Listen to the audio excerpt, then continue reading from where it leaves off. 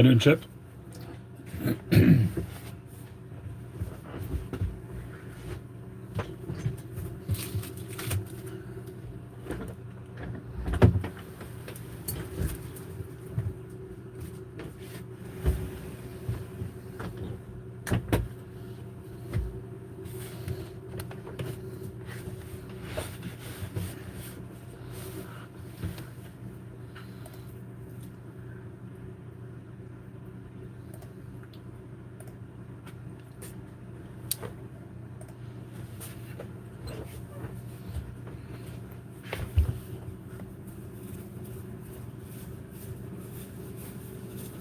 Christopher, how you doing? Piper Wondering, remind me again. Piper Wondering, I keep forgetting your name.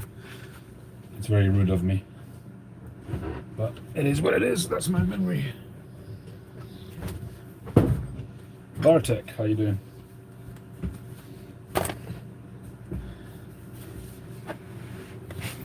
Adam, right. Sorry. I do apologise.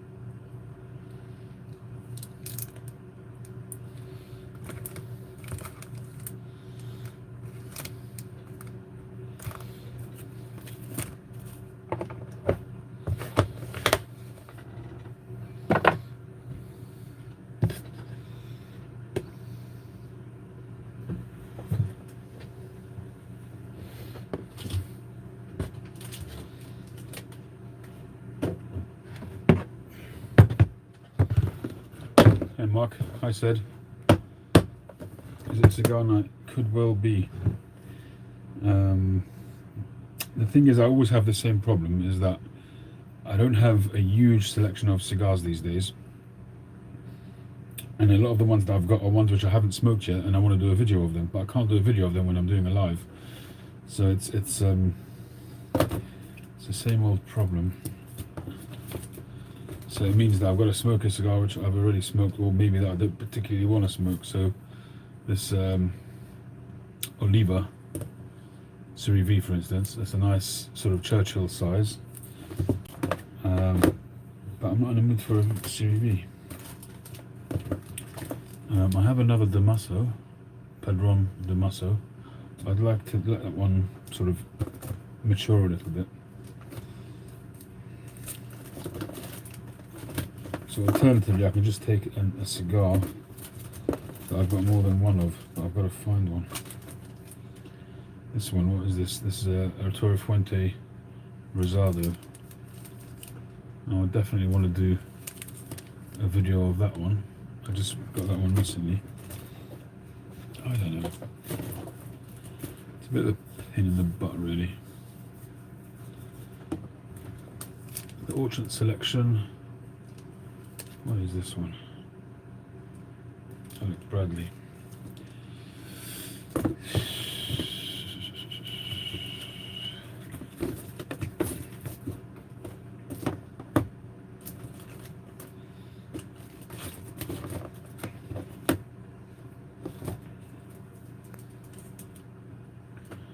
I've got an Oliva Connecticut,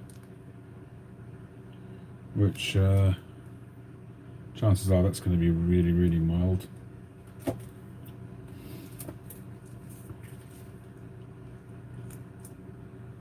Cane Straight Ligero. I'm assuming that's going to be really strong. I don't know.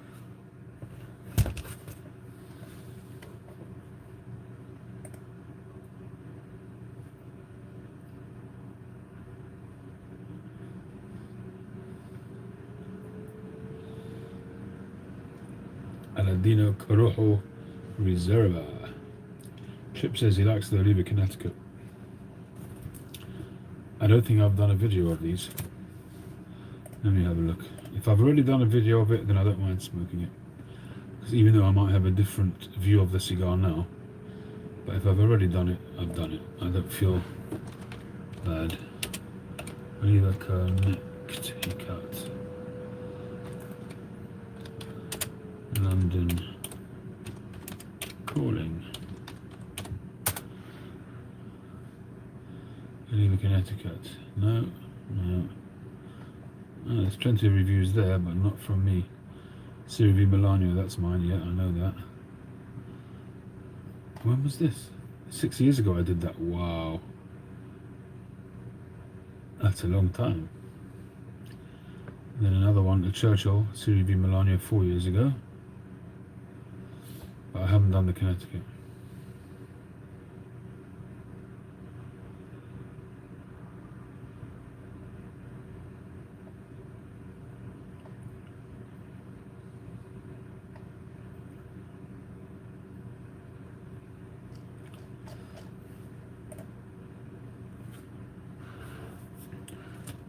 Aladinos, I haven't had that.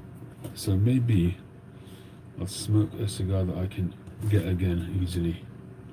So I bought this from GQ Tobaccos. Let me just see how much it costs, and if it's good and worth doing again, I'll just do it again.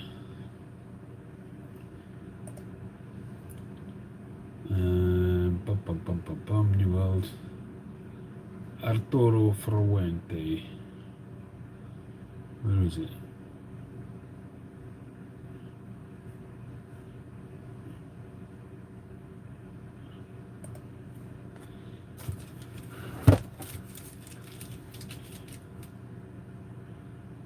Is this the Rosado 58? 20 squids. Yeah, this is the 58 Magnum Rosado, yeah. Alright, let's do that one. I hope it's not too strong.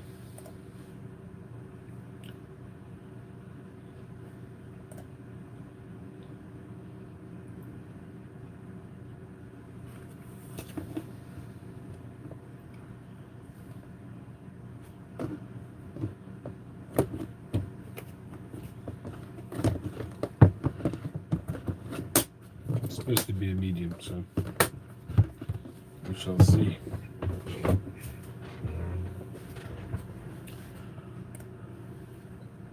Hey John, how you doing? Hey Hooligan. I have been smoking some Audit Golden Sliced. I've kind of been off it recently, but it was actually quite enjoyable. I enjoyed that.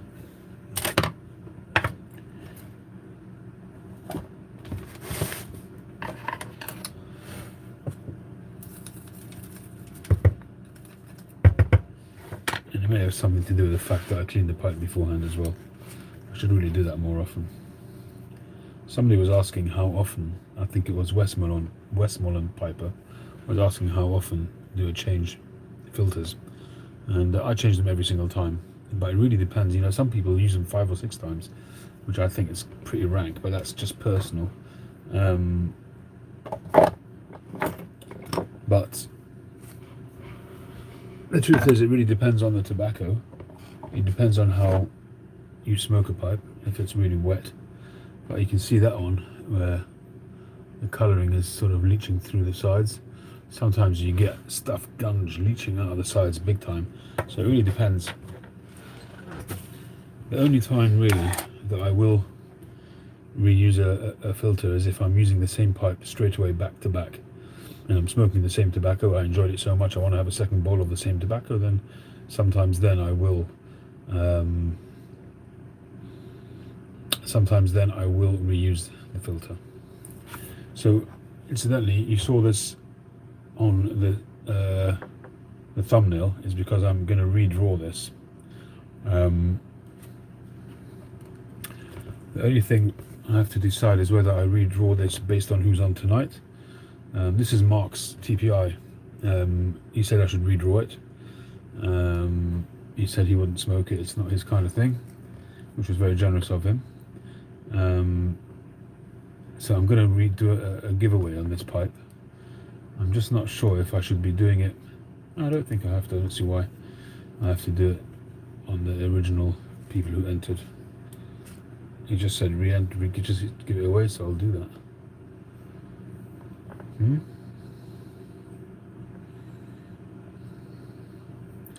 Loca Troy. Bull Moose, how you doing?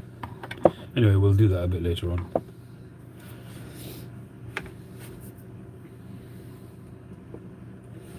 So what I'm working on at the moment is this pipe here.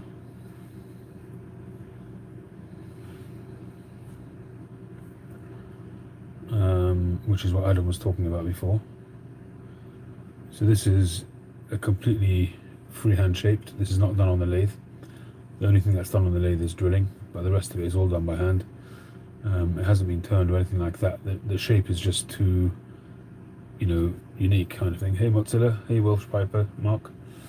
So I'm going to be, this is obviously going to have quite a bend in it as well. Patrick, how you doing? And this one is called, it's going to be called the Kicking Tadpole.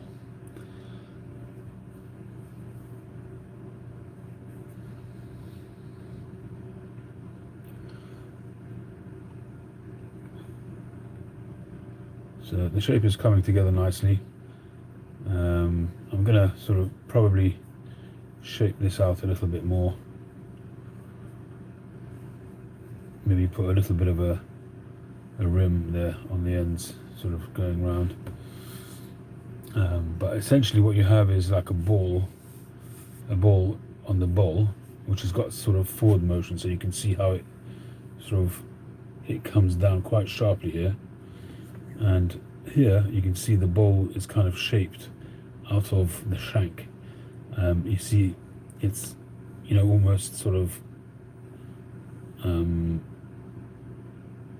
hewn out of, which is what it is anyway, but it kind of supposed to look like it's emerging from that bit of briar. So you have this little sort of base over here, and then the bowl jutting out there, and that's, I need to accentuate that a little bit more. But I'm really liking the way it's going. Got a nice cross grain going across there, and you've got bird's eye on the side. The grain should look nice.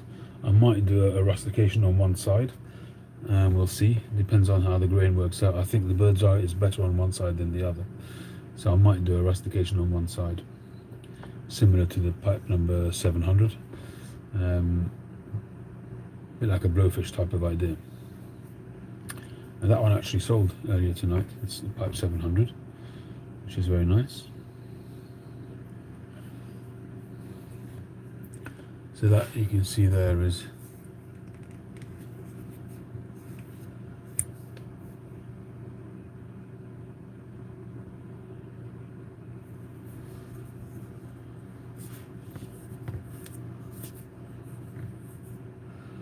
so there's quite a lot of detail on the stem as well.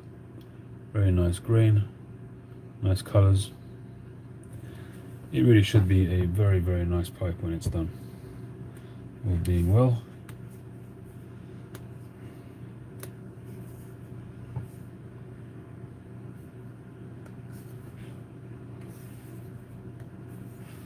Yeah, it is recessed.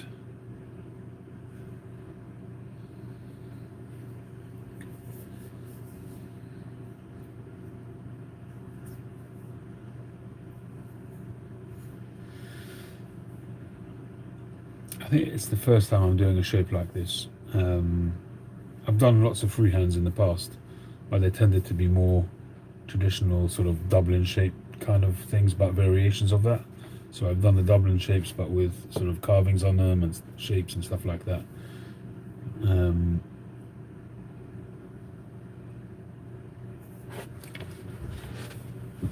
Something of that ilk.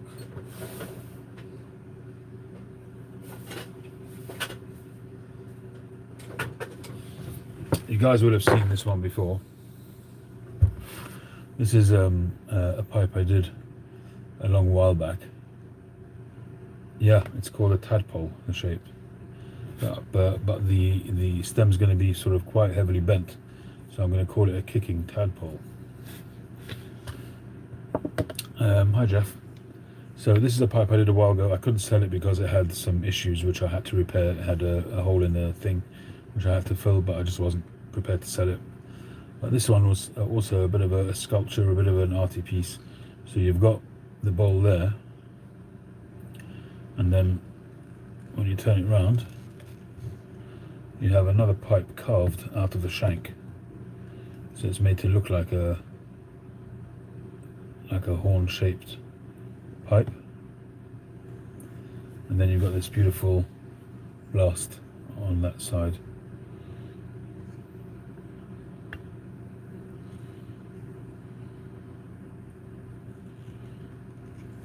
It's a little bit dirty. It's been languishing in a drawer for a long time. I haven't smoked it.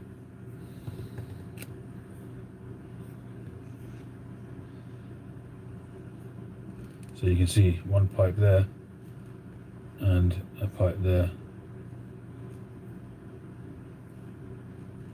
I thought it was neat.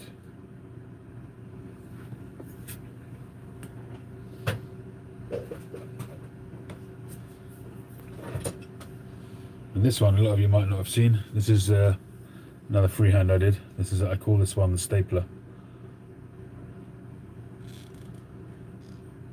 This one's got a mortar base.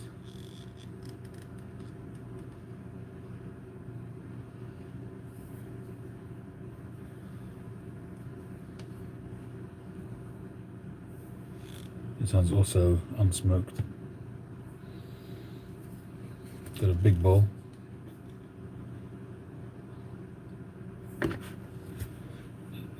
B-Dog's got one with a void in the middle. It's not similar, but it has got a void in the middle.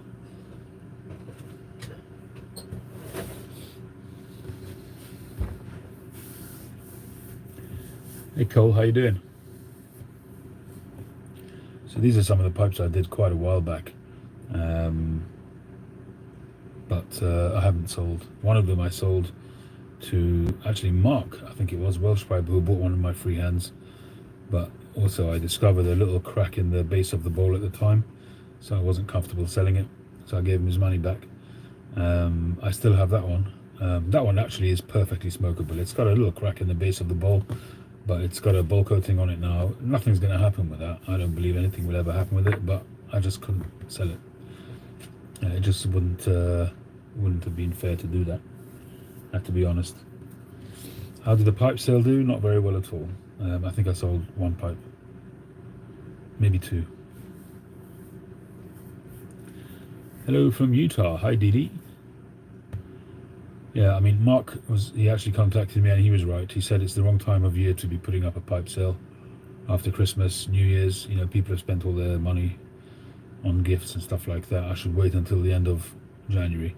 And I have had inquiries from people asking me to hold pipes and stuff like that, which I wasn't keen on doing, because when I do a sale, it's first come, first served, but there weren't any customers anyway. So anybody who was looking to buy one of the pipes can still do that. Economy is very tough. I agree. I totally agree. Yeah, and that failed trip also sort of drained my funds as well, in a way which I couldn't get it back. So that was a bit painful as well. So that's just the way it is.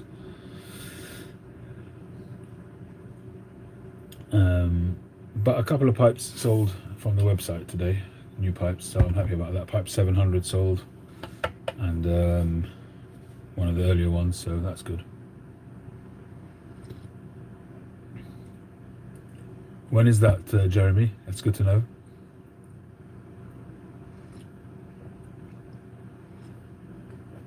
Hey David, how you doing? Did you get your package yet, Jeff?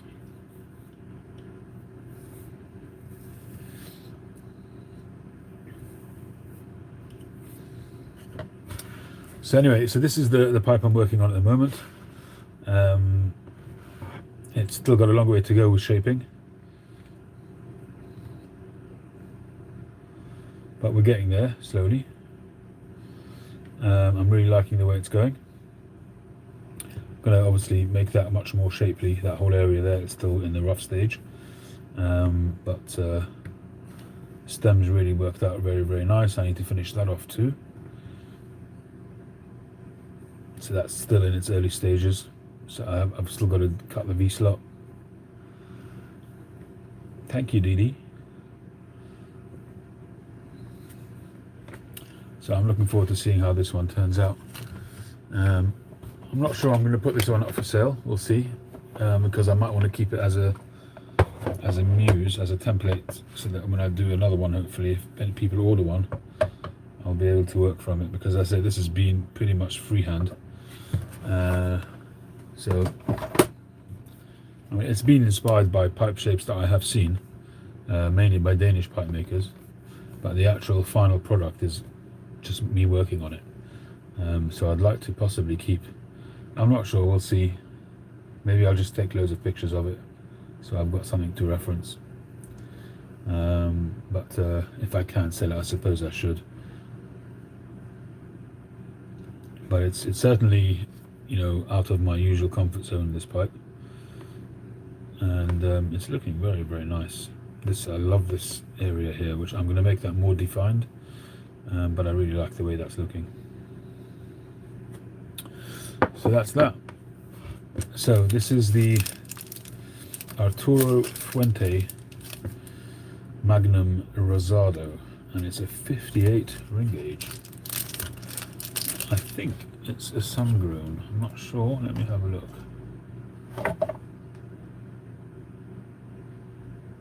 Magnum Rosado features Rosado sun-grown wrapper. Cool.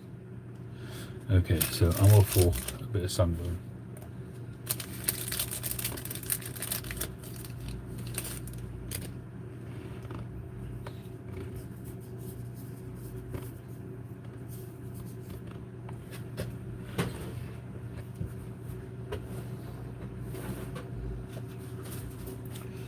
I must admit, sun-growns have become some of my favourite tobacco cigars. Tax is about a couple of weeks into February. Well, that's good to know.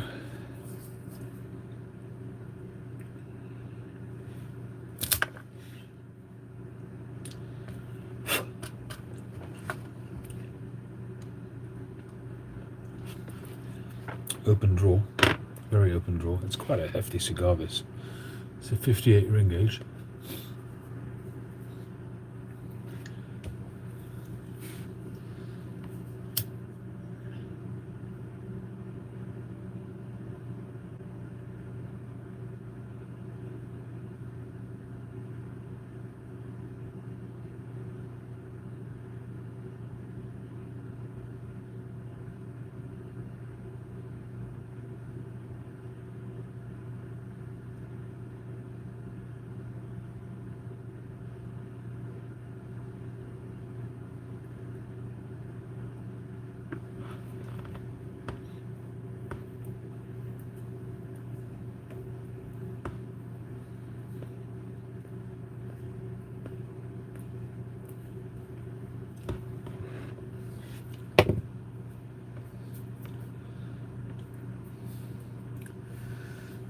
It's been very cold here too. There's been a bit of a cold snap, so it has been cold. It's been in the mornings it's been -3s, -4s.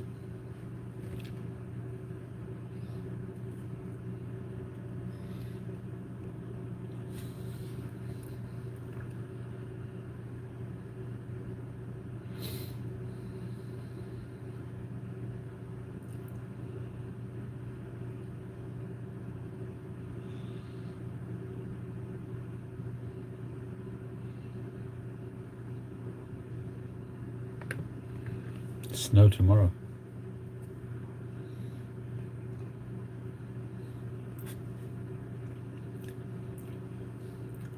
It's starting off pretty nice. So I don't know. I mean, my wife is hell bent on going away still. We had that failed trip to Rome, which didn't work out, but she's hell bent on going. So I've applied for a new passport. I'll hopefully get that in the next week or so. I don't know. I'm not sure how the passport office is operating at the moment. When my wife renewed hers a few months ago, she got hers within 2 weeks, and she's hoping that mine will be the same. Hey TPI. So we may yet do the roam thing in the next couple of weeks. We'll see. Mark, this is going to be up again later on tonight in accordance with your generous instructions. By the way, TPI, Tobacco Pipes International, Mark, he won this pipe in the giveaway, and he very generously said that I should redraw it and offer it up again. So I'll do a go a little bit later on tonight with the names that I see up here tonight.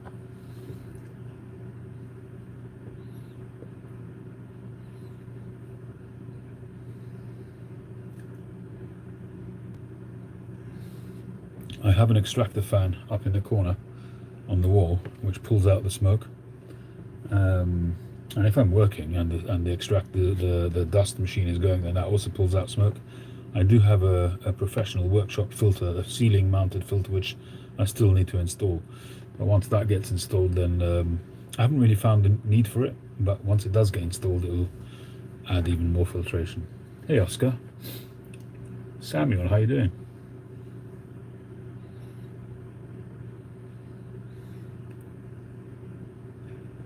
The white squiggly lines on the roads where you drive, it depends which squiggly lines you're talking about, but if usually they'll, when you're coming up to a zebra crossing, I don't know what you call it there, but a crossing where people can go across and you have to stop for them, so usually as you come up to it, you'll get that zigzag line showing you that there's a change in priority and you've got to give way and that kind of stuff.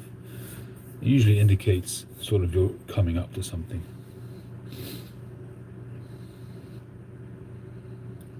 Crosswalk, okay.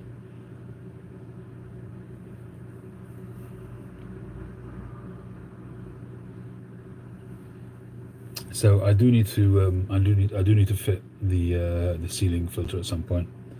I have to be honest, I was actually sitting in here in the past couple of days really trying to work out how best to make use of the space. I've completely run out of space in here, and I just need to create more space. I don't know how.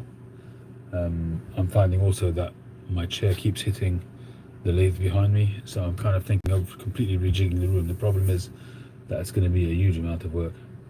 Oh, the move to the workshop in here is night and day. I mean, there's no way I could go back out there. It was the best thing in the decision that I made, and you know, if I'd have a basement or something else as part of the house, then it would make more sense, but moving into the house was the best thing that I've done in the circumstances. If I would have the money and I could build a purpose-built workshop outside which was insulated and heated, then yeah, fine, but I don't have that situation. So but it's great moving in here.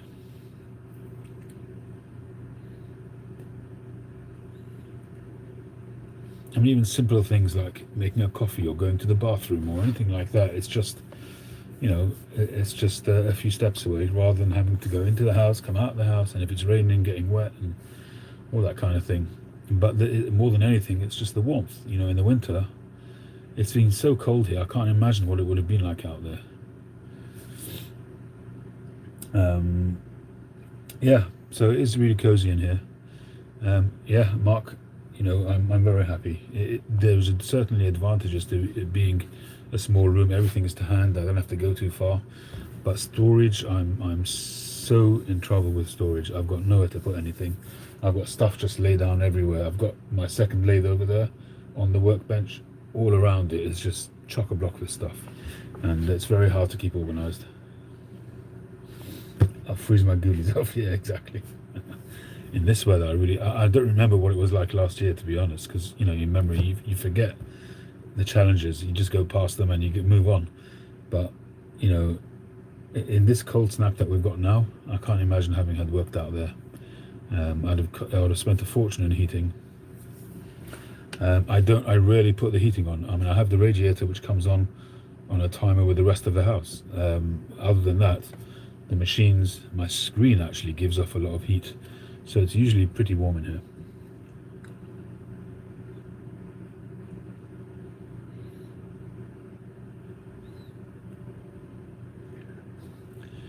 I could store stuff outside in the garage, but I don't want to. I don't want to have to go out there each time I want to get something. I would like to be able to store stuff in here, but short of rejigging the thing again and doing the whole thing again, which I really don't want to do.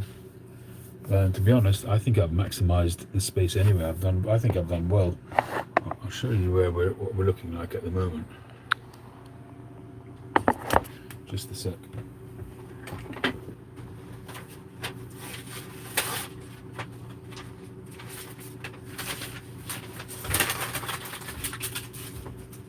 You'll have to excuse the mess because it is so tight. So this is my desk and main work area. So I've got my screens. I do my photography processing here as well. So they're my pipes, covered in dust as you can see, but I clean them off when I use them. And a couple more racks there, and I've got my finishing tools here, so all the little files and stuff like that which I use for whether it's rustication or the cutting the slots in the stems. So there's a couple of drawers. There's 6 drawers there. I've got those wall units up there which are chock-a-block, and then above them I've got those containers there going all the way around up there. That's the door to the room. So that's my old lathe, and behind there I've got my little drawer thing over there which has got all my pre-molded stems and stuff like that. The big sanding disc which I use for squaring off blocks, bandsaw. Underneath there is the extracting machine. There's the shaping wheel, and here's the beast. Here's the big lathe, and my briar up there, a few jars, and all my turning tools and my drill bits, and more storage again up there. There's all my pipe magazines, cigar magazines, car magazines, tobacco cellar up there, and that's it. So that is essentially, that is my workshop, and it's chock-a-block.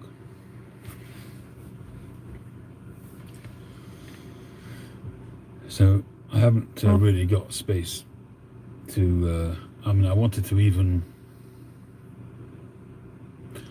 oh no, definitely if your briar is in the house, I wouldn't take it outside. Keep it in the house.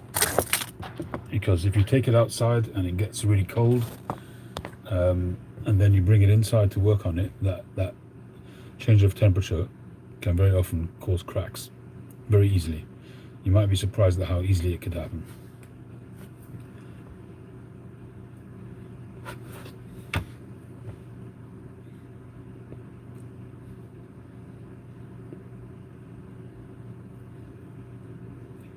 I'm always impressed how new world cigars, you can leave them down for a few minutes, come back to it, and they're still lit.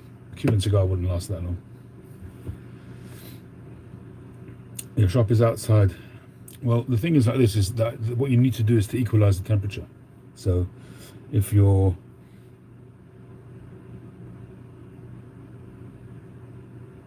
just don't want any sudden changes of temperature. So ideally what you want to do is perhaps when you're starting to work on some blocks, so let's say every 10 blocks, for argument's sake, you do whichever number you want, but have 10 blocks which are in the house and you want to bring them outside, start off by bringing them downstairs nearer to the outside of the house. So or maybe if you've got a conservatory on the back of your house which is cooler than your house but not quite as cold as your garage, just bring it into somewhere in between a temperature and slowly bring it down until you take it outside. Any sudden changes of temperature are a problem for the briar.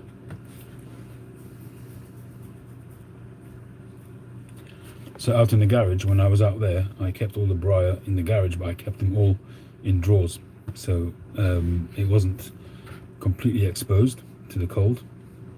I left a little bit of a crack there so air could circulate to help them cure, but here they just sit on the shelf, and it's warm in here, and they're continuously drying, and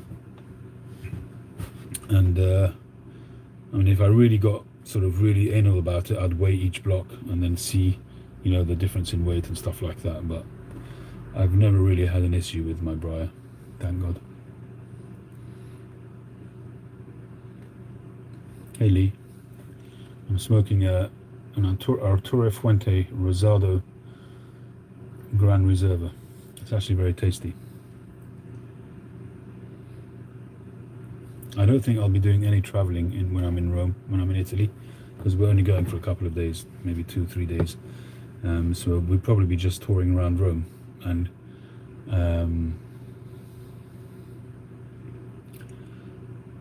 just sort of getting to know Rome. I've never been there before, so I'm not going to start running around. Maybe in the future, when we go there for a bit longer, maybe then we could start traveling. I'd love to, you know, rent a car and drive around. The scenery there in some places is just stunning, and I would want to do a tobacco tour, you know, to buy briar, to go to pipe shops and that kind of thing. So in Rome I'll do that anyway, please God, when I go. I think my wife will be quite happy to go with me to a couple of shops.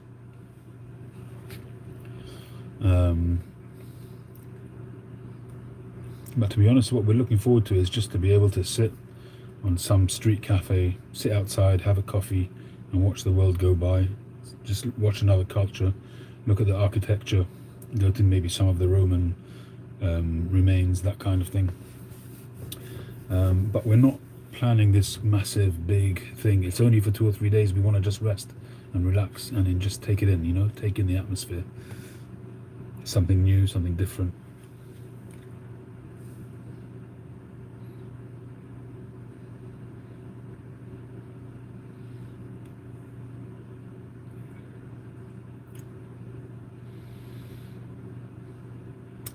Yeah, I mean, we were told that the hotel that we had originally booked in, which is right in the town centre, I mean, the Colosseum is literally over the road. It's like a 2-3 minute walk, I think. So the hotel that we had booked in, and they've said that they'd give us €100 credit because we had to because we couldn't make it, which was, they didn't have to do that, I guess, which was nice of them. So chances are we'll take the same hotel if we can.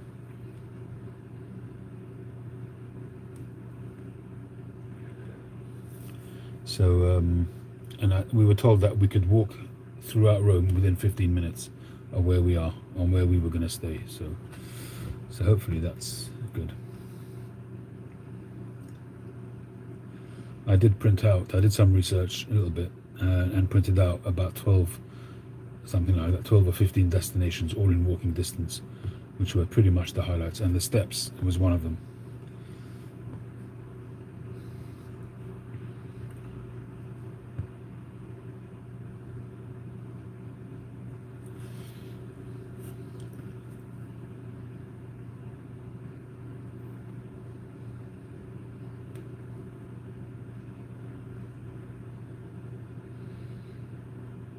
Washington DC. Hey. Well, Mark, you judging by your surname, you sound like you're from Italian descent. Is that right? Yeah. So the Pantheon and the Colosseum certainly were on the list.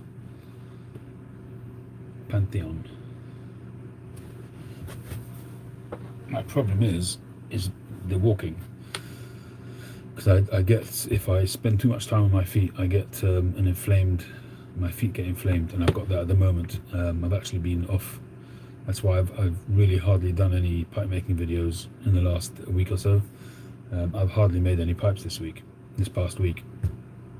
That's why I was kind of hell-bent on getting cracking with this one. But I'm staying off my feet. My problem is that I've got a wedding to do on Tuesday, and I'm really very scared that I wake up on Tuesday with an inflamed foot. At the moment my foot's swollen, and I've got it up on a stool under my desk at the moment, and I'm on painkillers, anti-inflammatories and stuff like that. But hopefully we'll be alright. I'll have to drug myself up. I can't afford not to do the job. So your lady's family owns the oldest restaurant in Rome. No, it won't be kosher. But where we were staying is in the old Jewish quarter, the old Jewish ghetto, it's known as, and there are loads of kosher restaurants there. So, and that's right in the center of Rome. So we were staying in a hotel in that region.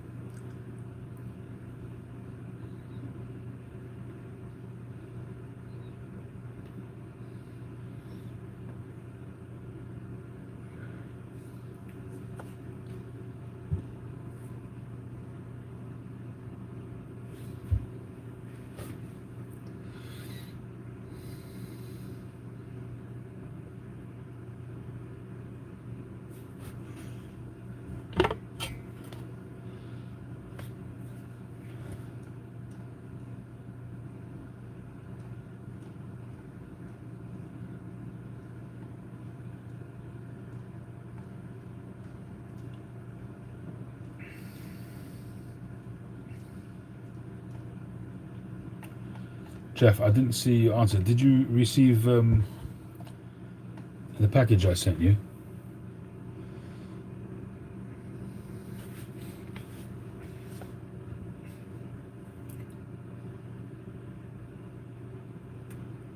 Hey Steve and Kathy, how you doing? Hope you two are well.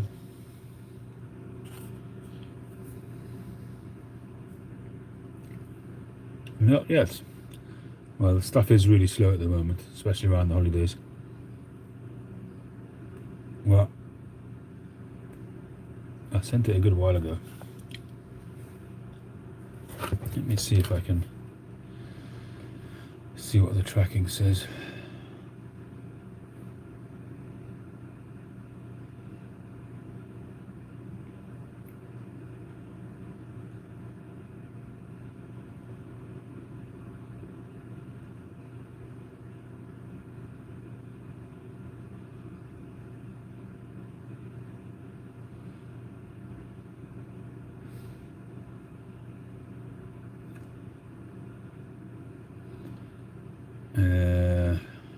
It's in the US.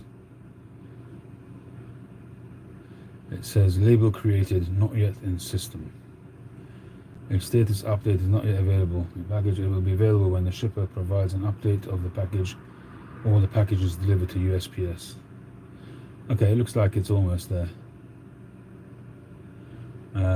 I'll send you the information, Jeff.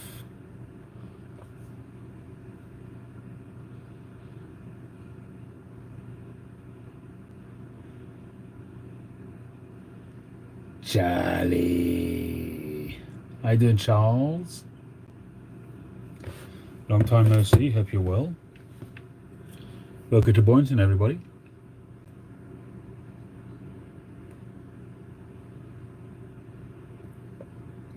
I'm sorry to hear that, Steve and Kathy. I hope you, when you say you're feeling a little bit better, I hope that continues.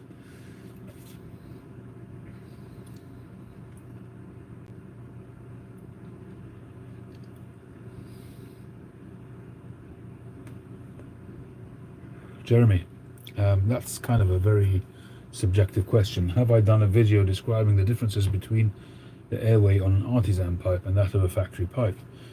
There is no difference. They are circular holes which run the length of the shank into the bowl. The question is how every factory will have their own way of doing it, and every artisan pipe maker will have their way of doing it. The main key difference is the diameter. So there's no hard and fast rule that factories do it this way and artisans do it that way. The key differences will be the care they take in the positioning of how it comes into the bowl, and the diameter of the hole. So typically, a lot of thank you, Jeff. The manner of the cut was unique. I don't know what that means, Jeremy. You have to explain yourself on that one, elaborate a little bit. But I think the main difference is you'll find that with many factory pipes, the drill hole will be anything from 2.5 millimeters to 3.5 millimeters. It's rarely more than that with factory pipes. And many artisanal pipes will also have similar drills, but there are some who will do wider. So I, for instance, go wider. I do 4.5 mil, mainly because the majority of my pipes are 9 mil.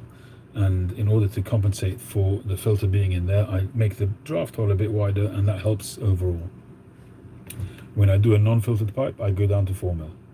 So I don't go down to 3.5. I think 4mm is good. And the truth of the matter is, not everybody is fastidious about how they clean their pipes. So after a while, especially if it's a favorite pipe, that draft hole is going to be narrower anyway, because it's going to be caked up. So a 4mm drill after say 6 months or so is going to be a 3.5mm anyway. But the problem is that a 3.5mm or a 3mm is going to be down to 2.5mm or 2.75mm, which is really a little bit tight. But you know, people like Dunhill and Charitons and these people for years have done narrower drills without issue. So who am I to say? I can only talk about my own pipes really, but I don't think there's any hard and fast rule. Some of the best pipe makers, like for instance, if you read In Search of Pipe Dreams by Rick Newcomb, he's a big protagonist for bigger drill holes. He goes even wider than 4.5.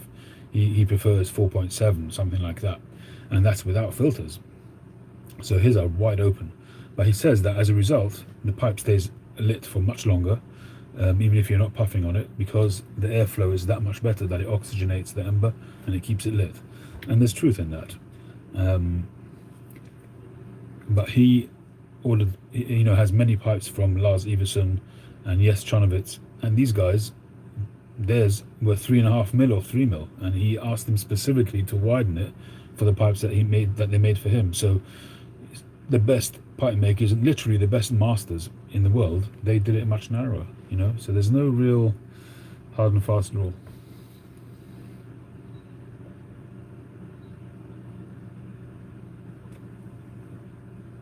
How the airway in the stem is cut, I don't know. I'm not sure what you mean by that. I mean, I don't know anybody else that does it any other way other than drilling. Is that what you mean?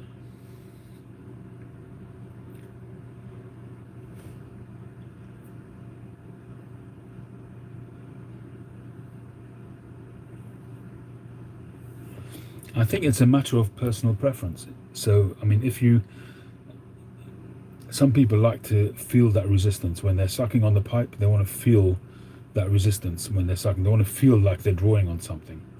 Hi, Daniel. But as I said, mine are specifically done to compensate for the fact that they're made for 9mm filters. Although plenty of my customers smoke them without filters. So you have the chamber, which usually would house the filter, and it's drilled wider, and they say it makes for a fantastic smoke. So it's like having a little reverse calabash chamber in there, plus it's got a wider drill, so it's wide open. They can pack the pipe quite tightly because you've got plenty of air flow through the stem, and they love it even without a filter. So it's really a matter of choice. You know, people out there say that it must be done this way, it must be done that way. It's bunkum. You do whatever works for you, and there's real no hard and fast rule. It's, you know, once people start to get into arguments about how things should be done, that's it. You've lost the whole spirit of pipe smoking. You know, it's supposed to be enjoyable, it's supposed to be relaxing, it's supposed to chill you out, it's supposed to zone out and just relax, you know, with the whole ritual of preparing your pipe and then smoking and relaxing and drawing on the pipe, puffing. That's supposed to relax you. When you start to worry about all those details and you start to get sort of argumentative about it, kind of lost the whole point of it all.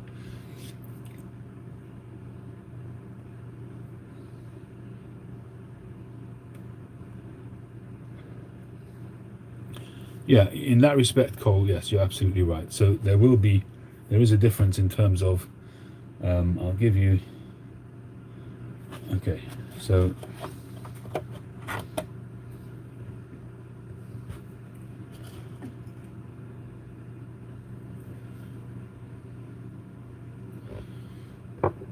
this is a good example. So this is a Savinelli I recently got.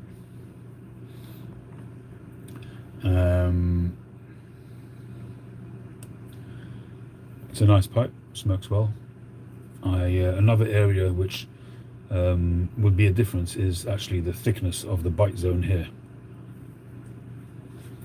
So for me, I find factory pipes are usually too thick over here, and this one was no exception. And I filed this down to make it more sort of to a thickness that I like. But if you have a look in there, so you can see that the circular drill hole. And so if you've got the patience to hear me out, I'll explain this. When you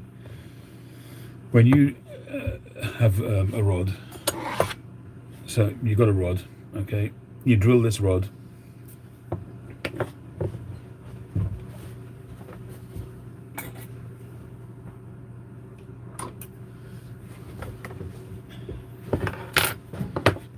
exactly, let me do the worrying. So you imagine a drill bit like that, okay, so that's a narrow drill bit. That's going to be about 1 3/4 mil, something like that, maybe 2 mil.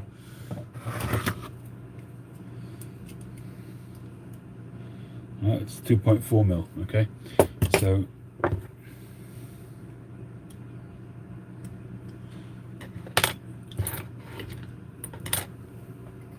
this one's a bit thinner. Yeah, that's about right. Right, so this is 2 mil. So you imagine you've got your rod.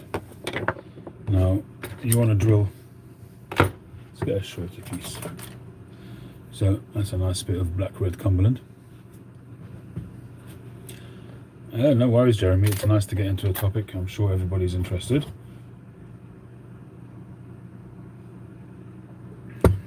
So you get your drill bit.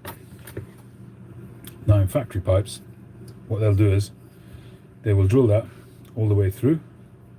They'll keep this to 2 mil, which means they'll drill this from end to end and not worry about tapering it at all. Drill it straight through like that, okay, and then you end up with this. Then they will take a Dremel type thing, but obviously with Savinelli it'll be completely commercialized. There'll be machines with it, you know, doing it all automatically. It'll be a circular bit, and it will cut that there. It will go in about 5 mil to about there, so you'll end up with a semicircle. So although it's not fluted like the Artisan ones with a long V shape, it will still be a little bit fluted in a semicircle. And what you'll end up with is something like this. So this pipe here, I don't know if you can see it, but you can see it's drilled all the way. There's no tapering here in the stem, but you can see there that little semicircle there, and that's been cut out.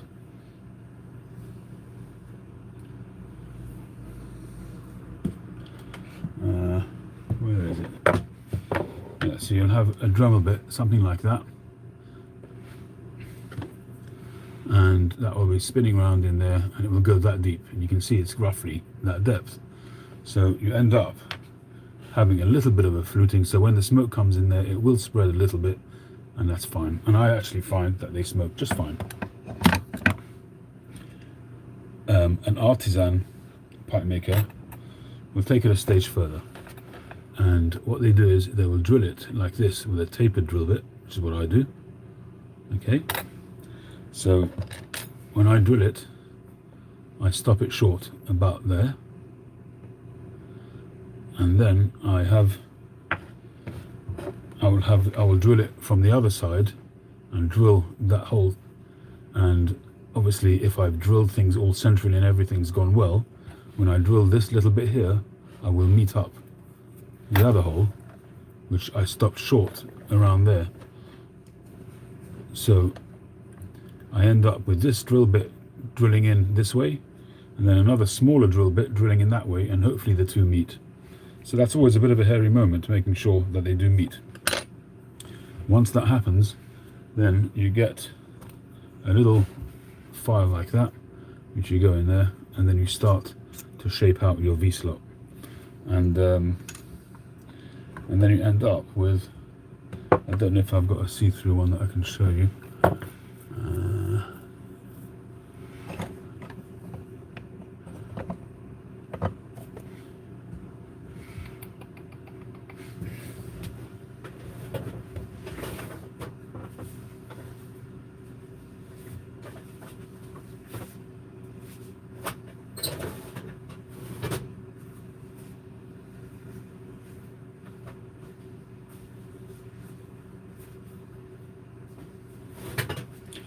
I don't have a translucent one that I can show you right now, but essentially you end up with something like that, and then you'll have the slot going down gradually, so that the opening of the slot where it meets the rest of the draft hole will be the same width as the rest of the draft hole, so that there's no bottleneck over there and the smoke has a very smooth path out.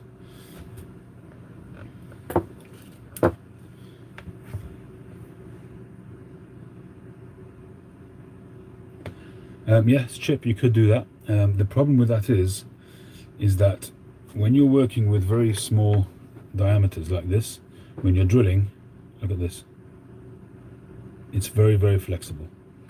And the problem is that when you're going into the stem, you don't know where that's going. I always start off with a much thicker drill bit. So a drill bit which is of this thickness, I don't start off with this, I start off with a shorter one, which has very little flexibility. So it's very important that the pilot hole you start off with is going to be dead straight. And then, as you know, with drill bits, once it's got a pilot hole, it kind of feeds on its own sort of journey, and hopefully it stays true. But I personally wouldn't do it this way.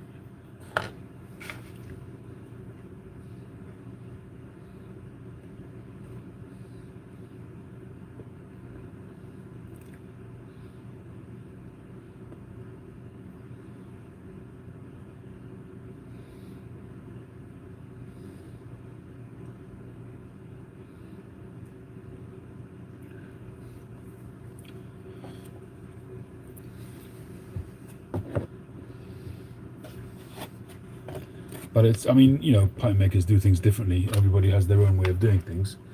And just the way I do it is the way I've sort of devised it. It's kind of evolved from various different people. From mainly, I think, when I first started drilling stem rods myself, my original modus operandi, I think, came from Ian Walker. I spoke to him about it at length, from Northern Buyers. And although I didn't do it exactly like he does it, it gave me the foundations of it. And then, you know, you evolve. Every pipe maker evolves, and they just, you know, tweak things to suit themselves.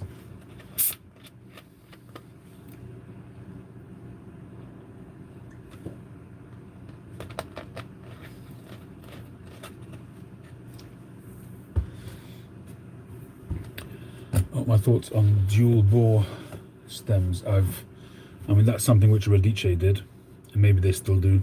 I've never done it, so I can't comment on it. The idea of it is to sort of split and to give you to cool down the smoke a bit, and to split it as it comes into your mouth to help with tongue bites. But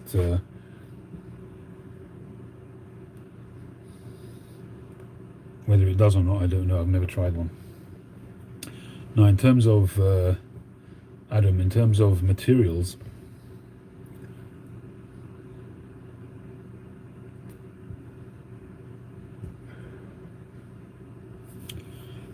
for me, my favorite material is ebonite. I've used all of them. I've used acrylic, I've used vulcanite, ebonite, eldritch, and some other you know, ebonites, German ebonites, Indian ebonites, and I just generally, hi Jack, how you doing? Hi Phil. I generally prefer ebonite. I find it the best to work with. Eldritch is a fantastic product because what he gives you is the best of both worlds. The problem with ebonite and vulcanite especially, the problem with it is that it's got sulfur mixed in with the rubber, and that oxidizes and comes to the surface, especially when it's exposed to light. But over time it'll happen anyway.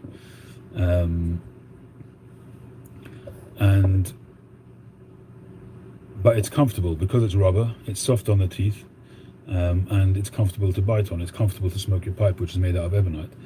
But there is the oxidization, so you have that problem that it gets a little bit ugly after a while. So what have I got here that's a little bit ugly? This one's not so bad. I find that Cumberland actually doesn't get as bad.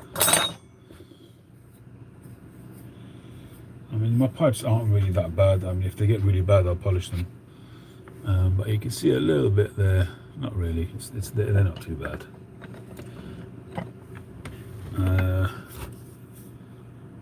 That one a little bit, but again, it's more. Yeah, it is getting a little bit, I suppose. But a quick polish and that's sorted.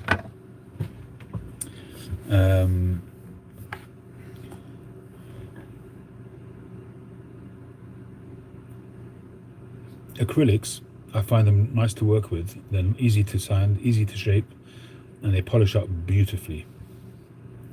And I'm very happy using acrylics. You've got to be more careful when you turn them because they're more brittle, so they can crack. But other than that, they polish up very easily. They sand very nicely and they polish very easily, and they polish to a really high shine.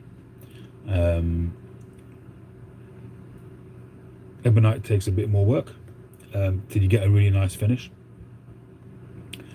and it looks really good. I like ebonite. It's soft, but it does oxidize over time. But I must be honest, I don't really find that a problem myself. Very rarely do I have a pipe that's really badly oxidized. Eldritch, again, gives you the best of both worlds. It gives you the comfort of ebonite. It's soft, and it gives you the fact that it's artificial, so that it's not rubber, and therefore it doesn't oxidize. It hasn't got the sulfur in there, and it doesn't oxidize. But it takes more work to prepare. It takes more work to sand and polish. So for me, the happy medium. His stuff is beautiful, and it's very clever what he's done with his stem material. And a lot of people are using it now, and I think he deserves all the success that he gets with it. It's a really clever product. But my happy medium is ebonite, without doubt.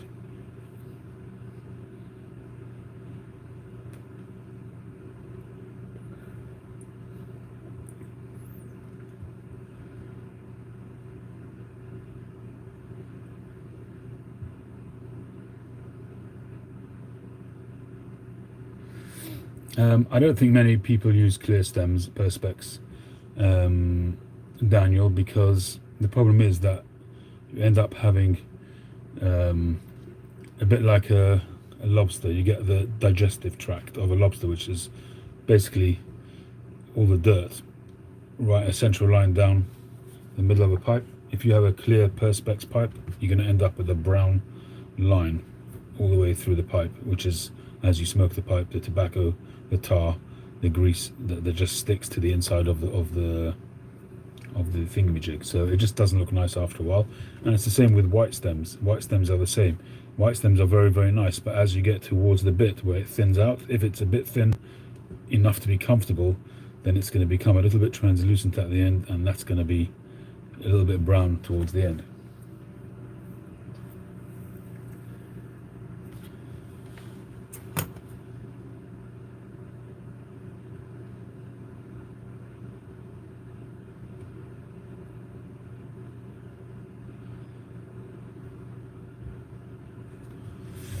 To polish up a stem, I don't use carnauba wax, not at all. No, definitely not.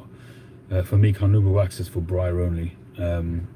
But Tripoli, or you can move higher up. Tripoli is quite an abrasive compound, but there are finer ones. So you can start off with Tripoli to clean it and get rid of the little bite marks and stuff like that.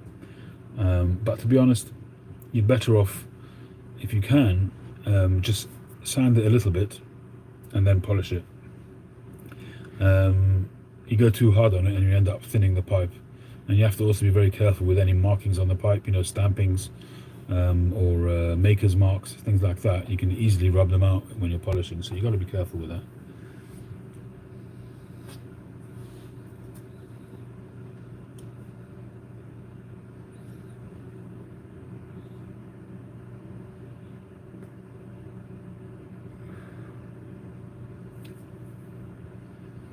All right, Cole, have a good one. Thanks for joining.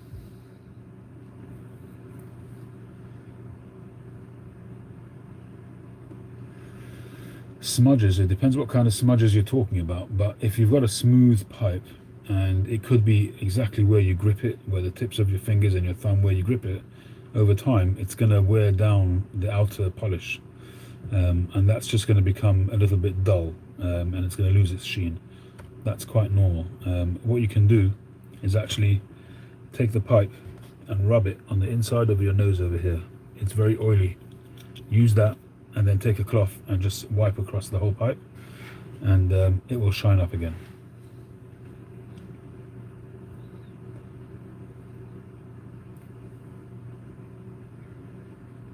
That might sound a bit yucky to some people, but it works. A lot of people use that. There is another, I don't know if I brought it out here or not.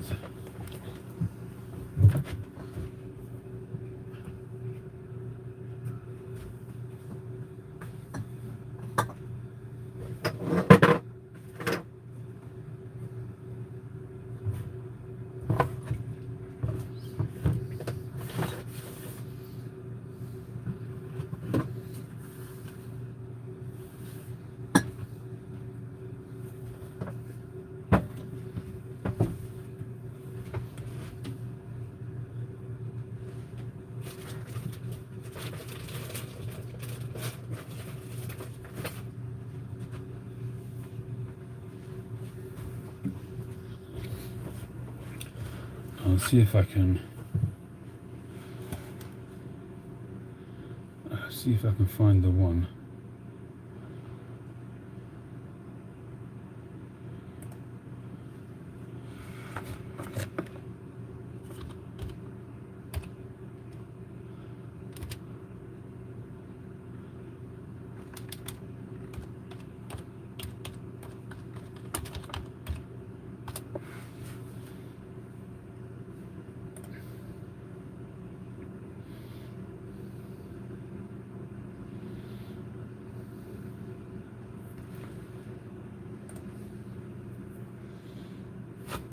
Okay, this is the one I would recommend. You get this, you can buy it in small tubs. You can buy it on Amazon, called Renaissance Micro Crystalline Wax Polish. And that you don't need a buffer. You can do it all by hand.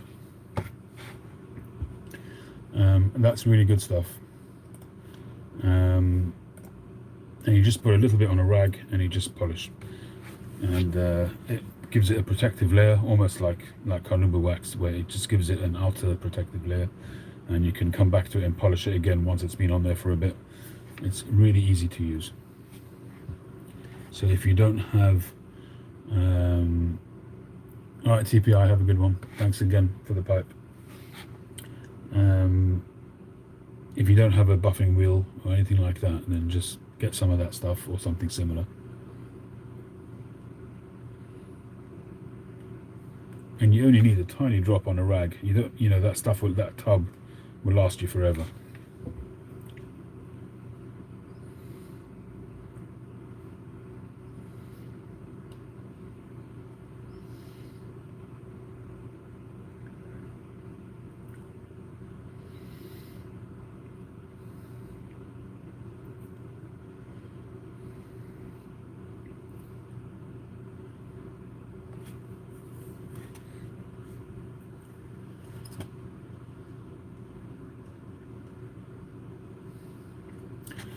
Daniel asked, do I feel that the material of the stem affects the quality of the pipe smoking? No, not the actual material itself, not in my opinion. However, if you have a really rank vulcanite or ebonite which is oxidized really badly, it can taste bad. So I suppose that could affect the way it smokes. But in principle, a piece of ebonite, an ebonite stem, a new ebonite stem, a new acrylic stem, and a new something else made out of whatever stem, I don't think there's going to be a difference in the smokability of them. It's more about how they're made, how they're shaped, how the button shape is. For me, it's one of the most important parts of the pipe, is that last half an inch, is the button itself and the bite zone. That's where I spend my most time with a stem, is to make it comfortable. And my aim every time I make a stem is to make a stem that the customer is going to reach for that pipe, because it's so comfortable. And every time he's deciding which pipe to reach for, I'm hoping he's going to reach for one of mine, because it's really comfortable. That's what I'm working for whenever I cut a stem, to be honest with you.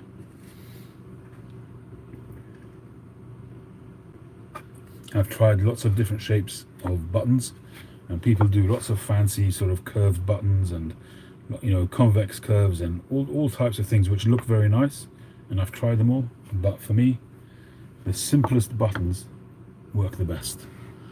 So something like this is a classic example. This is a hand cut using an eldritch stem, something like that. There are no sharp edges, completely rounded, smooth edges everywhere, but there's no fancy shapes and stuff like that. And this is, for me, the most comfortable bit you can have in the world. But that's just my opinion. And I'm biased. The way I make the pipes is the way I like to smoke them, and hopefully there are other people out there who share that taste, and you know.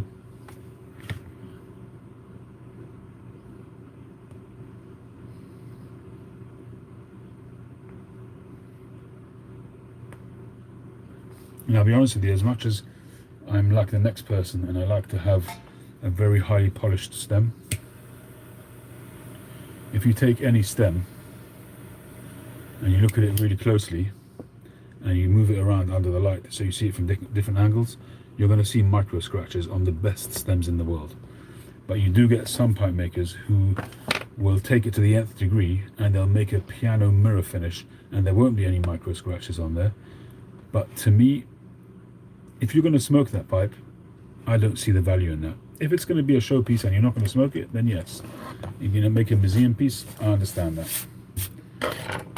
But you know, you could have a pipe made without any micro scratches on it, but as soon as you start handling it, as soon as you start smoking it, you're going to get those micro scratches on it anyway. And to me, it's a waste of time. It's a waste of time. Unless you're charging over $1,000, I think it's a waste of money. You know, and for the amount of money I charge for a pipe, I just don't think it's worth it.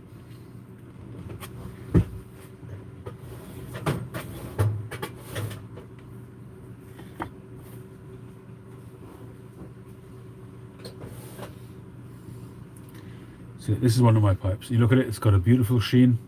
It looks very, very clean, and that's how a new pipe should look. Okay. Again, another beautiful button there.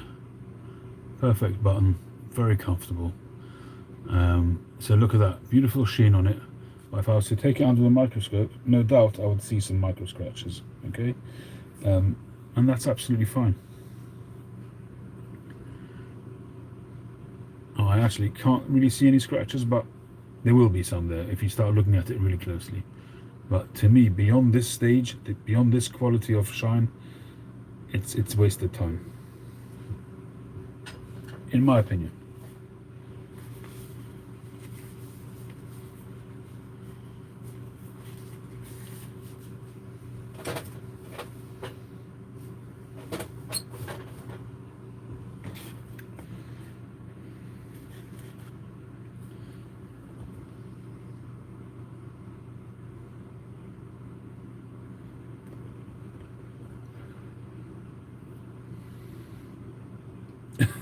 A lot of sounds.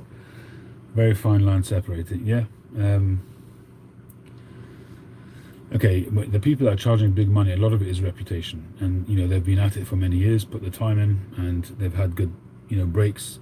You know, some high profile people have smoked their pipes possibly, and they have the demand, and once the demand outstrips the supply, prices go up. It's as simple as that. It's capitalism. It's the normal way of things, supply and demand.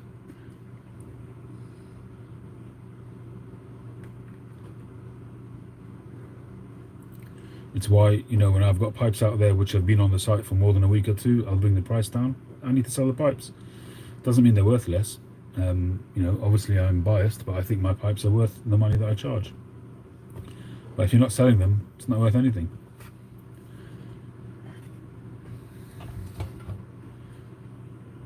But I'm trying to stop doing that. I'm trying to price them more competitively now.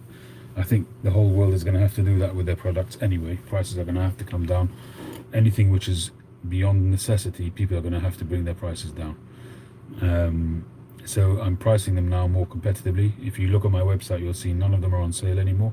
I've just brought down the price to that sale price. So the prices are competitive, and the new pipes that go on will be priced more competitively. You know, I can't charge £300 for a pipe. just can't do it. So, you know, my 4 stars were, at one point, they were selling for between £275 and £300. I can't do that anymore. So my 4 stars are, you know, anything from 235 to 250, that kind of money.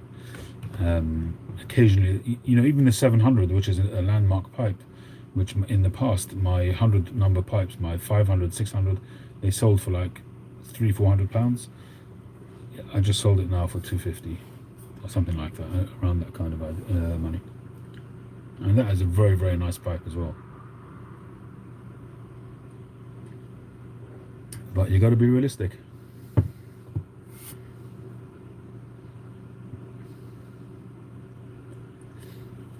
Yeah, I must be honest that Tom Eltang, I give him credit, because his pipes, he could be charging more, although his pipes still are, you know, between £1,000 and £2,000 for the higher end pipes.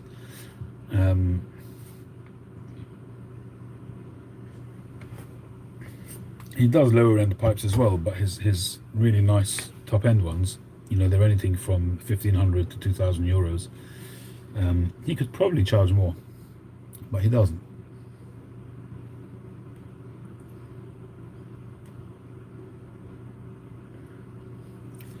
And what I've noticed as well is that people who grade their pipes, and people might say the same about me with my 4 stars, but people who grade their pipes, like Tom Eltang has the snail grade, the German guy Karl-Heinz Dürer, for instance, he has the, I can't remember what his grade is, but he was always known for having fantastic straight grains.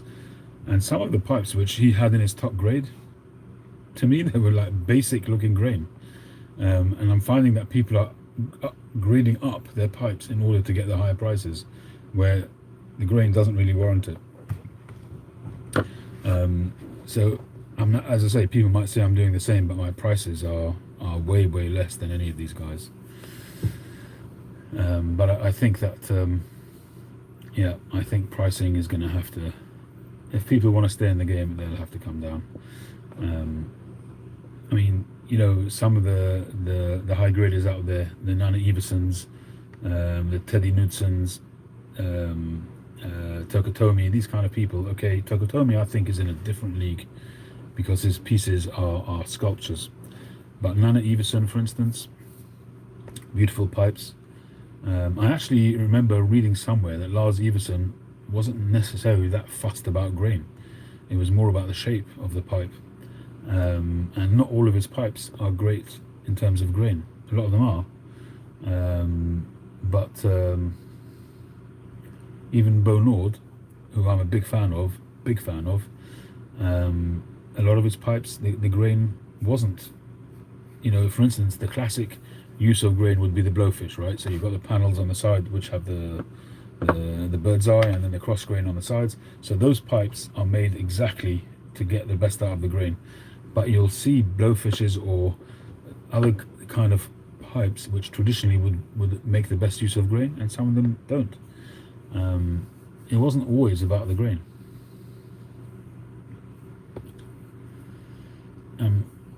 I mean, you got to read a lot to see all this. To get the whole picture, you've got to read a lot. And I wish I could get access to more stuff to read, but when I can, I do. And I read about pipes, you know, a lot.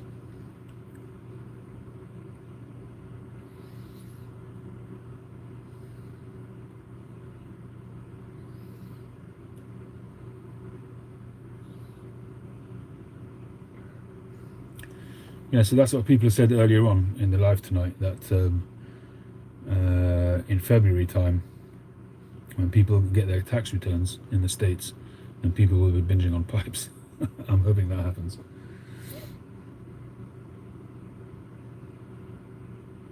There's a pipe on smoking pipes, really? There was one on smoking pipes EU, but that's gone now. I was looking for it the other day and I couldn't find it anymore.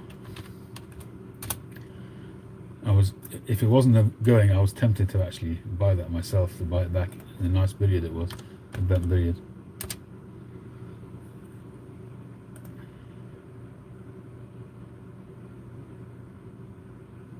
That's nice. It's nice to see one of my pipes commanding a good price. LCS 3-star 9mm unsmoked. What's the price? $175. That's not bad. Crafted by Simon, I haven't read this. Crafted by Simon Bosco, that's right, hammered in London. Showcase forms that are dramatically inclined. Forms that are often dramatically inclined. This straight up or continuing that style. The ball here is robust and possessed of a mid-set waistline. This wrist making an arcing taper to the rim, with the ball itself taking on a very slight forward kind of towards the ball overshadows the trim shank and its short trail jet black acrylic. The junction marked by a dome fitment of silvery metal. It's not silvery metal, it's silver, I think. A hearty neoclassical take on the apple. This piece comes dressed in a warm, contrast-rich stain that showcases a handsome green throughout the wall with a bit of elegant flair by the metal mount, unsmoked. John, I like his writing. Some handsome green. That's got lovely green. What are you on about?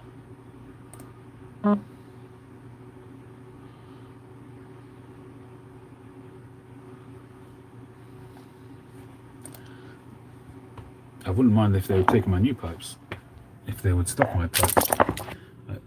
I've often thought about contacting them. I don't know how that works, if you contact them yourself or they contact you if they're interested, but I don't know. I have never really pushed myself to websites.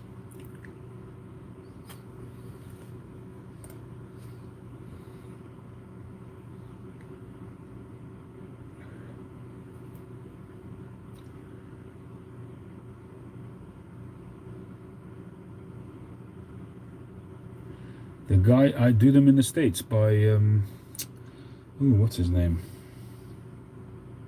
Probably the same guy that everybody uses. I forget his name. I don't know if he puts it on the stamps. Yeah, Buckeye Engraving. It's no secret. Buckeye Engraving.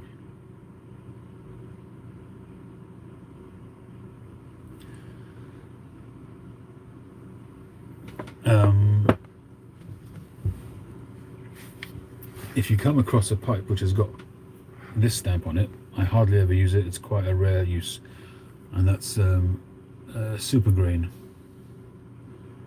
I don't use it very often. Even on the 4 stars, I don't use it very often. So if you come across one of those, then that's worth buying. In fact, the 702 I think is going to be a super grain. I haven't even I should have really classed it as that. I didn't even think about it.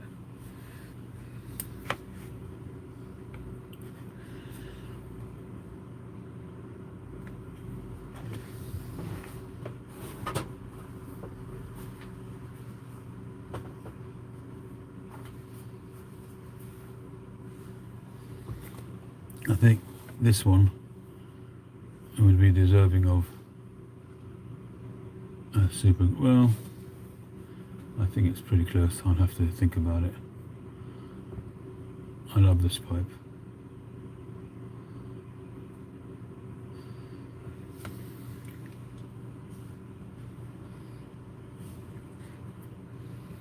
And if it doesn't sell soon, I know I say this very, very often, but if it doesn't sell soon, I may well keep it. It was a nice pipe. Well,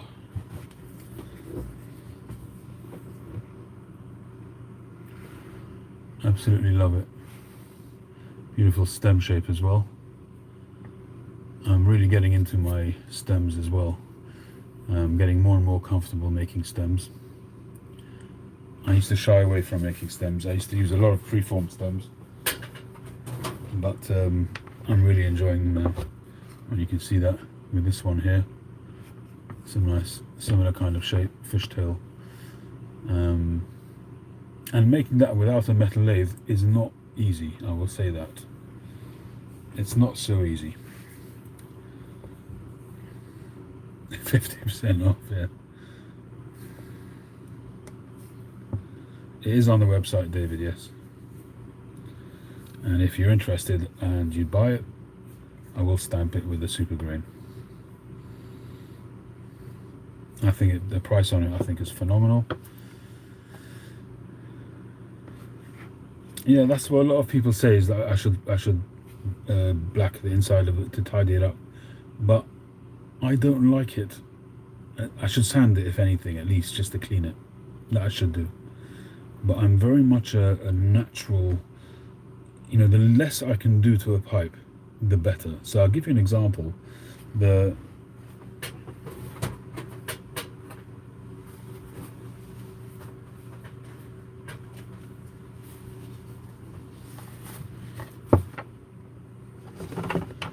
When I rusticate a pipe, so this is a pipe I made a long time ago, it's one of my own. I use this for Northwoods or any Latakia, right? This is a very much sort of taken based on a Lars Everson idea. Nowhere near as good as his, but that's what it's based on, and I've had a lot of commissions for these because people like them. Okay, but here, the rusticated area, this I would usually lacquer with, with lacquer, and just to protect it and to give it a shine. And then when I was reading up on Bo Nord, as I say, I'm a big fan of Bo Nord. Not in terms of buying his price, but his process, how he did stuff, how he made stuff. I try not to use lacquer. I try shellac. That's the word. Sorry, yes, Phil.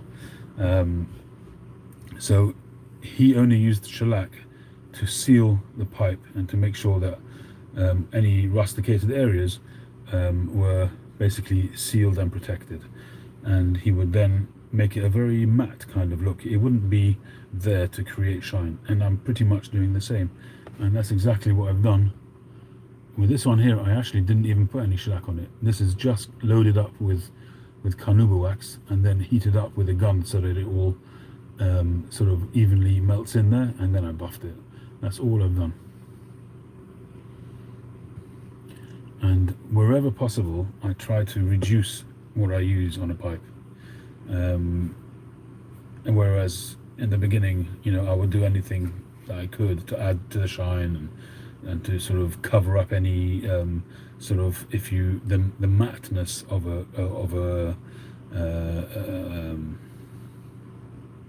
rustication often can look very matted. So adding the shellac will just give it a little bit of sheen. I would do that. No, I really don't. And if I do, it's done very thinly, just as I say, to seal it, and it would have almost like a duller matte look. And I think it's a more professional finish that way. That's my personal opinion. Something which is very glitzy and shiny when it's rusticated. When it's glossy like that, obviously it's supposed to be. But on a rustication, I think a deeper something which looks. There you go.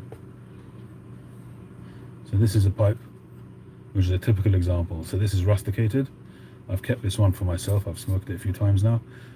This one has got shellac on it, but you can hardly tell that it's got any shellac on it. You can hardly tell, but it's just there to seal it. But you see it's got a very nice, solid, black, sort of matte look to it. It looks like it's a finished kind of product. Imagine that being all glitzy and glossy. I think it would take away from it, personally.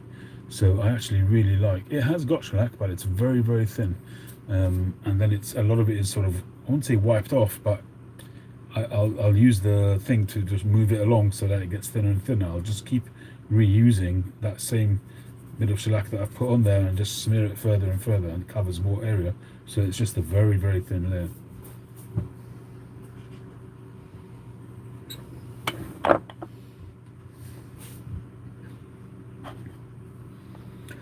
Whenever you're ready, David, no worries at all.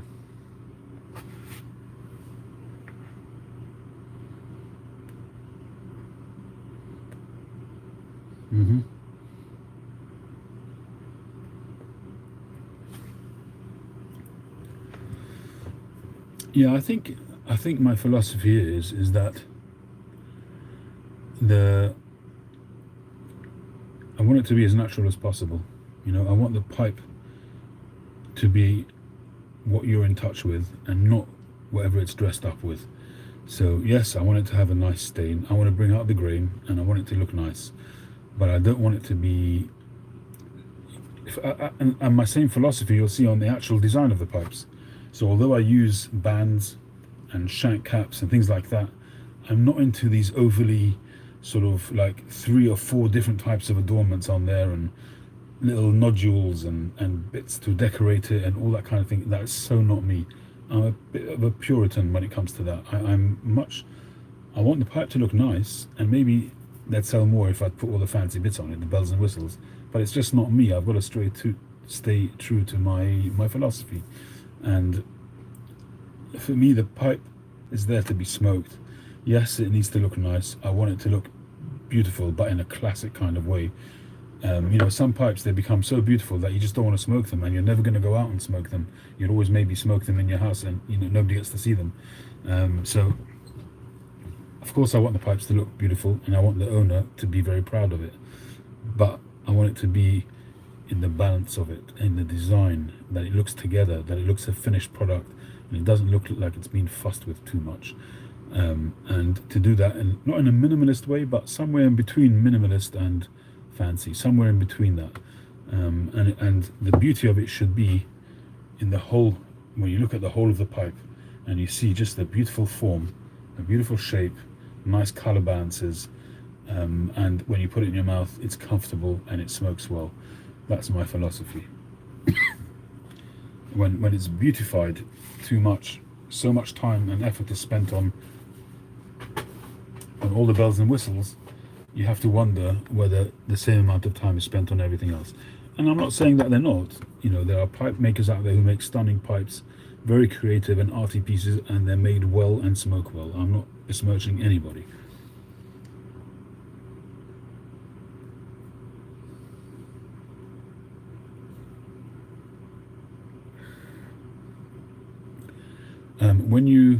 When you have the wax which dries white, and then you heat it up with a heat gun, it will melt it, and then you buff it, and the white stuff is gone.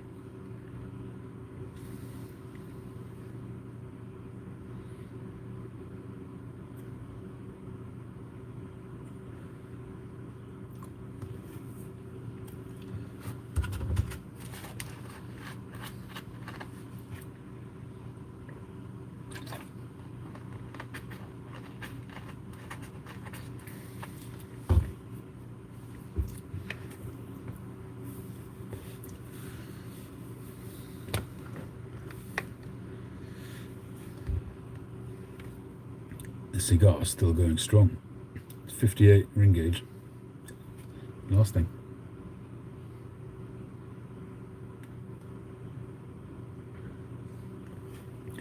I completely forgot we're supposed to be doing a giveaway. So we will be giving away this pipe tonight. I suppose I better start writing.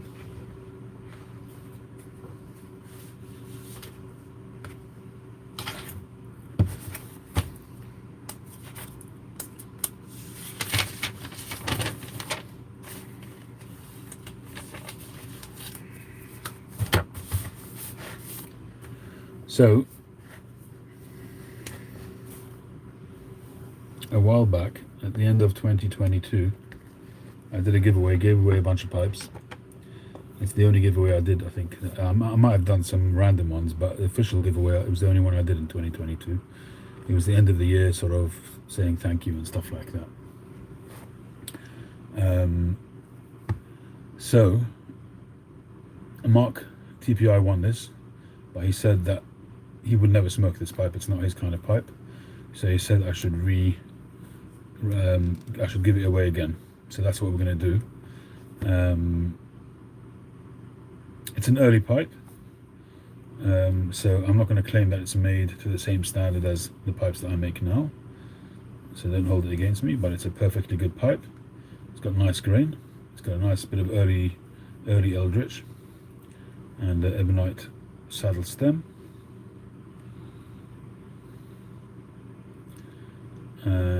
So basically, anybody that wants to be in the draw, just say I'm in, and we'll do a draw soon.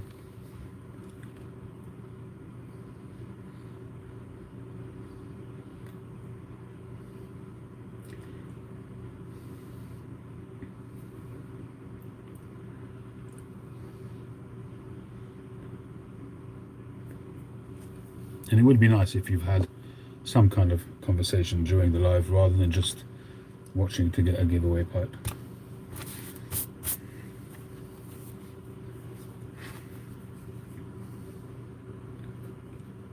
Patrick WV bonus rockin' steady a piper wandering Andy. See, I remembered your name. Oscar Flores Jeremy Ms. Arctic Stella Westmoreland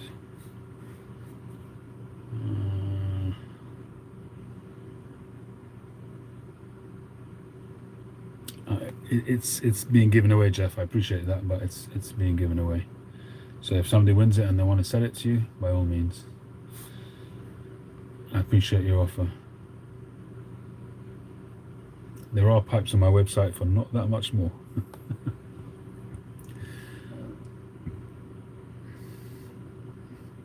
Christopher Cheney, is that an I'm in or just saying hi? Chip. B-Dog.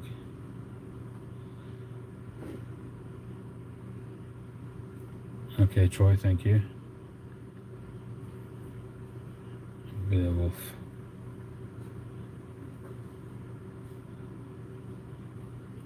Kathy. Christopher Cheney.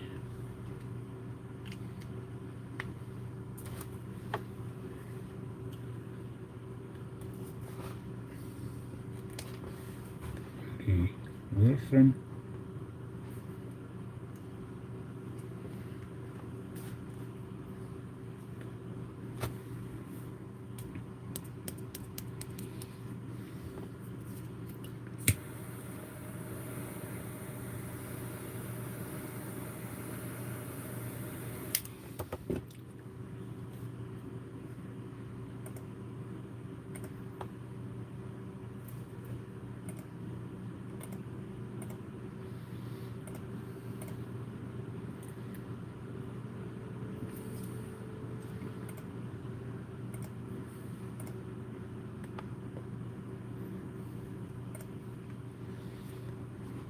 Anybody else?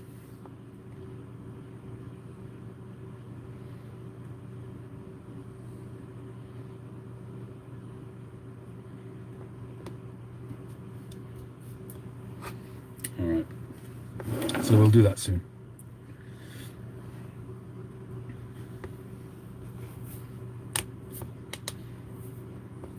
Yeah, you're in, Christopher, don't worry. But you only get to be in once, though.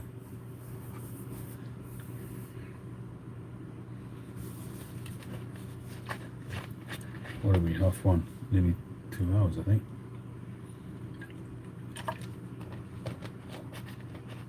An hour and 40 minutes.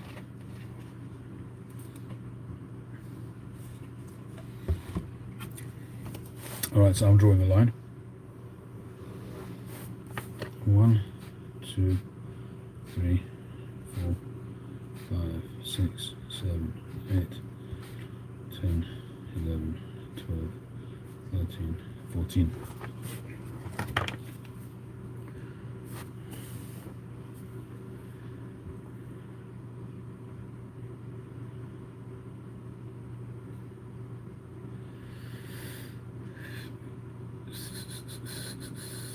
Right, where's my random? Pretty random.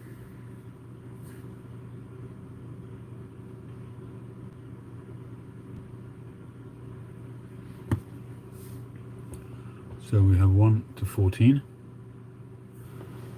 Drum roll, please.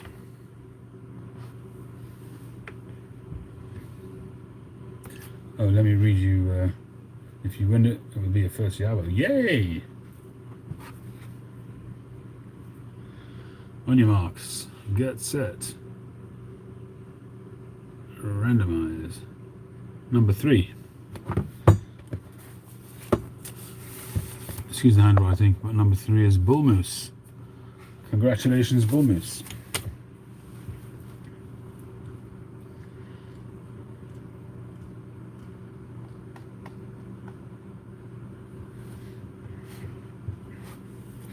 Bull Moose, drop me an email with your particulars and I'll get this sent over to you. It won't be sent immediately because there's a bit of a delay now with Royal Mail, but it will be sent to you in due course. But send me your information and I'll get it over to you. Congratulations.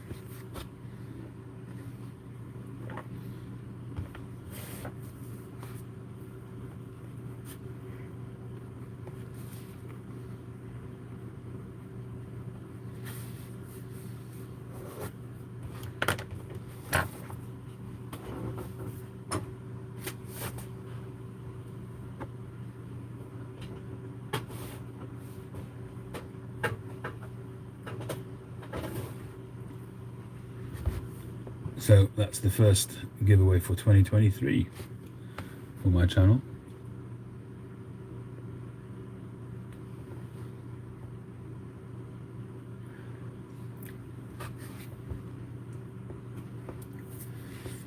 That's actually a pretty tasty cigar. It is, you can taste that it's sun-grown.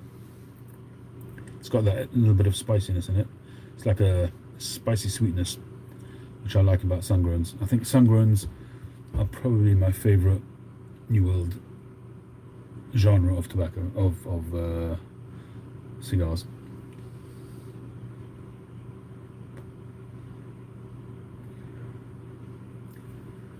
Master Penman by McClelland. I've never heard of it. I've heard of most of the McClellans, but not of that one. Sorry.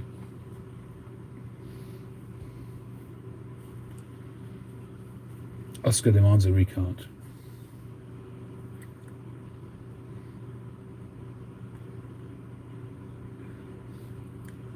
I want, never gets.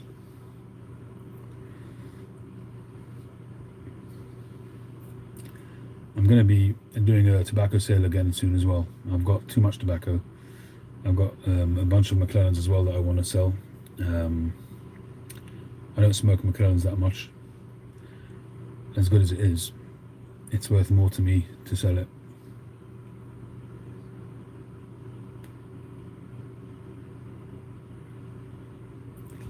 My tobacco sort of selection that I smoke now is so narrow that if I open a tin of something else, I'm likely to smoke 1 or 2 bowls out of it, and then, you know, God knows when I'll smoke it again. I hope I don't live to regret it, whereby you know, there's becomes the tobacco Armageddon and you can't buy tobacco anymore, and I run out of my favorite stuff, and then I start smoking through whatever I've got, and then I run out, then I'll kick myself for having sold so much tobacco. But hopefully that won't happen.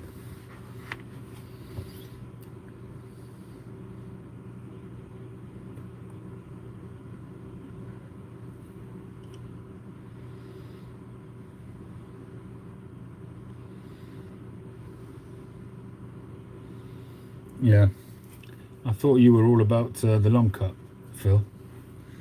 Condor long cut. Whenever I send you something, that's what I send, because I know you like that stuff. I would send you more, but it's just too expensive here. It's tobacco is ridiculous.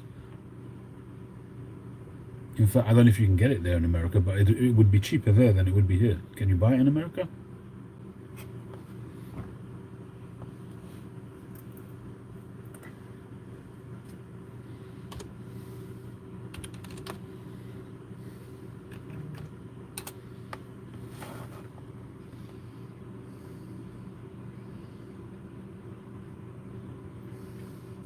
Thank you, Bulmus. I got your email. Have I sold you a pipe before? Your name rings a bell.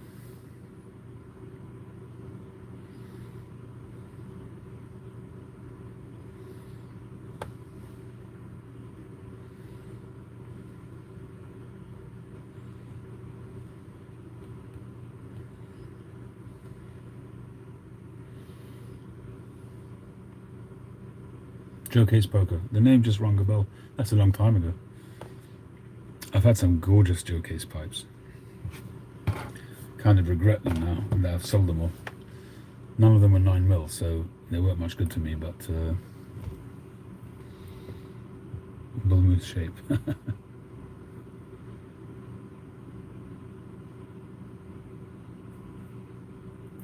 I've still got, I think I've got 100-gram tin of Frogmorton Cellar, but believe it or not, you have a Joe case to send me?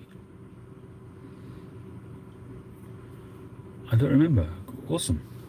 Yes, please. Is it convertible?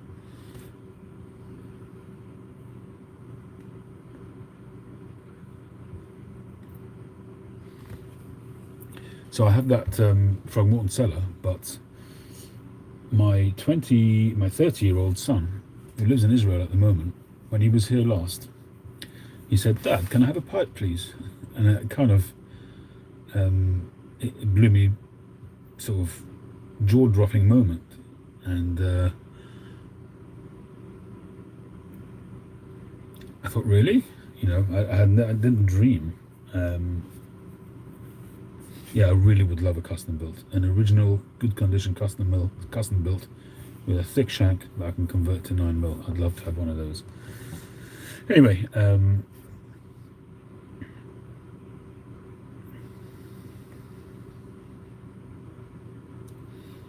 Cigar said they never see the end to it. I don't understand it. I mean, it's because it's of the scarcity at the moment. Cuban cigars are just very scarce at the moment. I was in the airport. I'd gone through duty free and all of that. I'd got that far. I went into the tobacco area. They had plenty of cigarettes, but not a single Cuban cigar.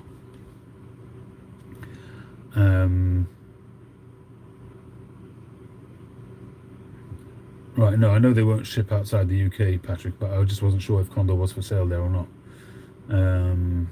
What was I saying?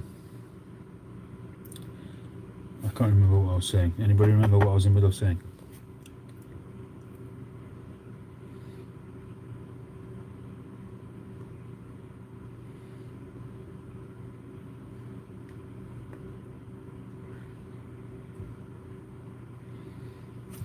Can't remember.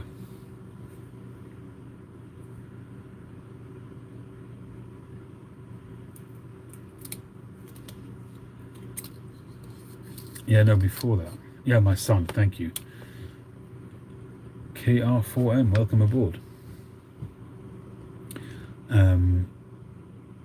Yeah, so my son said to me, "Can I have a pipe?" So I said, yeah.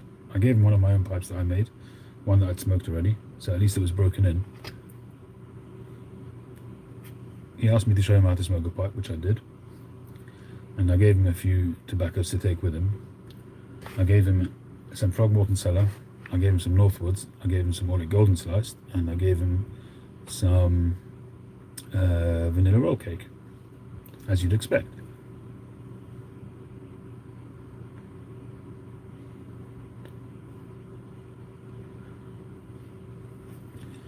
And a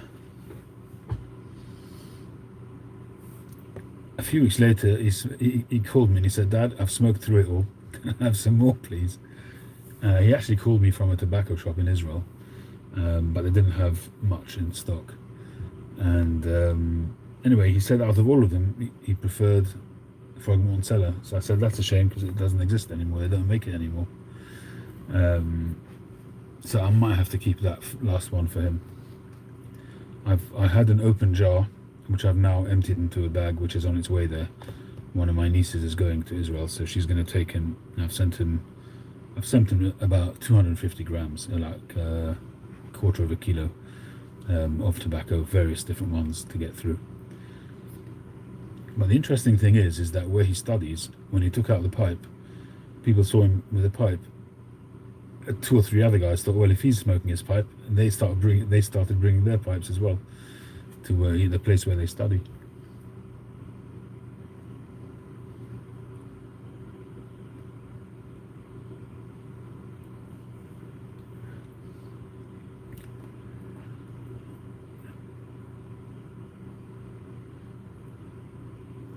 Yeah, they've had a cyber attack for sure. It's yeah, it's basically affected part of their international shipping, which is why I can't check up on the tracking and stuff like that for the stuff that I've shipped out.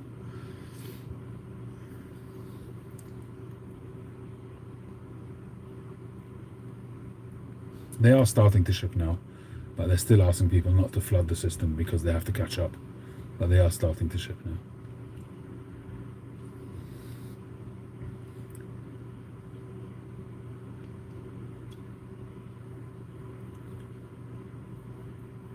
Shalom pipes, yeah.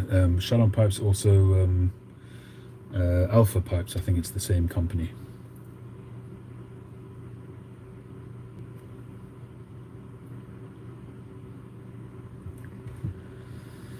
Do I like the bulldog shape in a pipe? I'm not a huge fan of bulldogs. I think they're nice. They're intricate. They're difficult to make. I find them difficult to make, although I've made a fair few, and I'll make them if they're commissioned. But I don't make them for fun.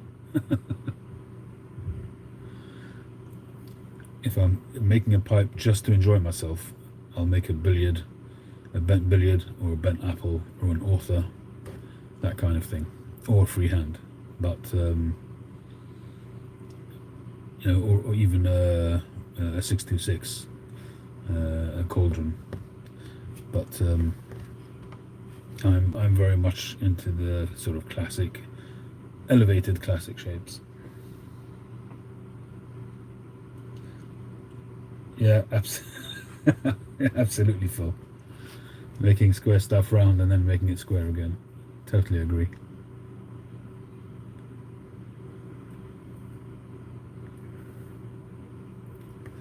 But I respect all the old-time carvers who knocked them out just like willy-nilly, and they look good.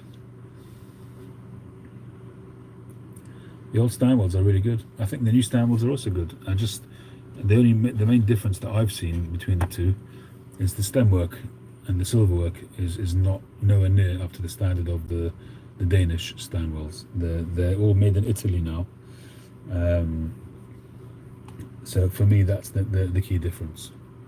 But I've sold most of my Stanwells. I have one modern Stanwell, which I still smoke. It's a really nice pipe.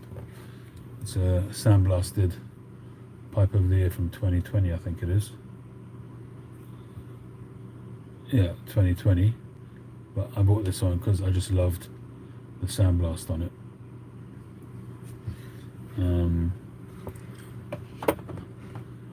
But I've sold many Stanwells. I've had go through my hands, I don't know, probably something like 50, if not more, which I've sold. I've still got a handful, and I've got a couple of really special ones, but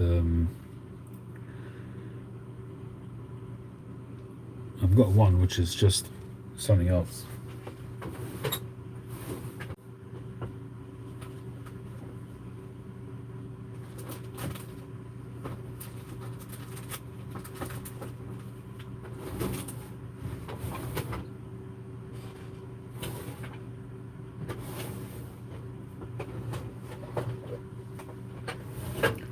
I found this just by chance on a website. I think it was in Holland. It's a 2008 Christmas pipe. So this was one of the last years. I think they stopped in 2009. One of the last years that they made them in Denmark. And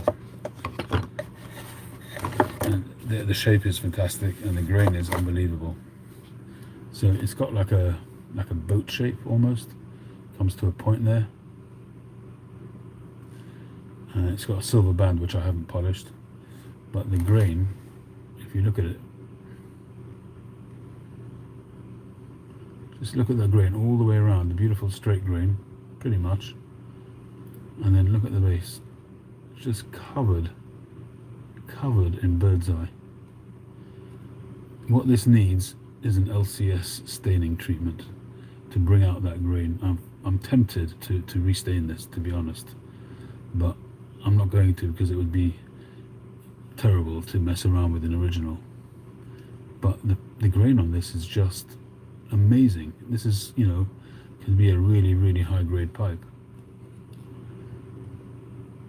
It's a 2008 Christmas pipe.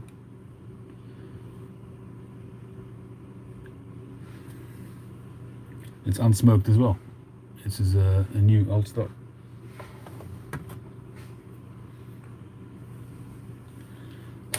See, this is the 2021, and you can see the difference. It's subtle, but there is a difference in the stem. There's more time taken. You know, you can see the shape, the fishtail that's been shaped there, and you can see that it looks a little bit more hand finished.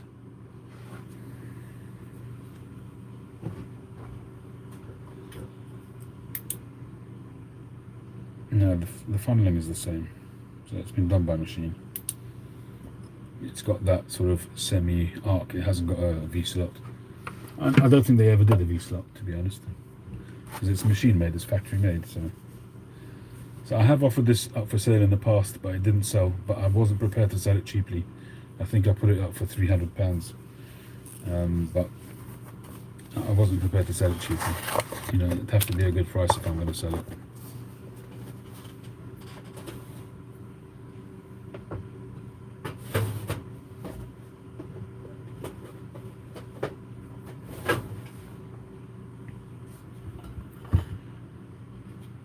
Yeah, this is not from Bisgard, but yes, they do have a lot of stem wells.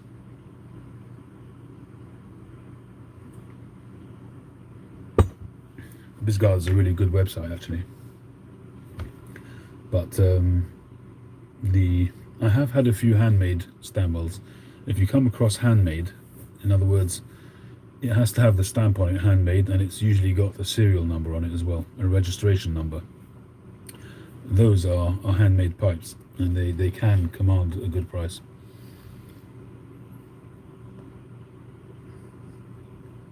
It's unsmoked, yeah, almost. It is unsmoked.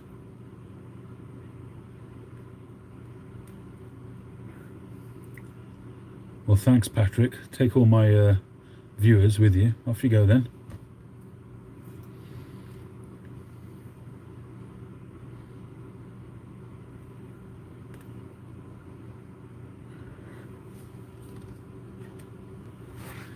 Just kidding.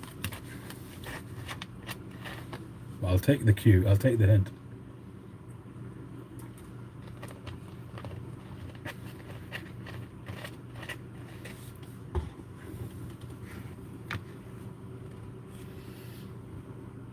Exactly.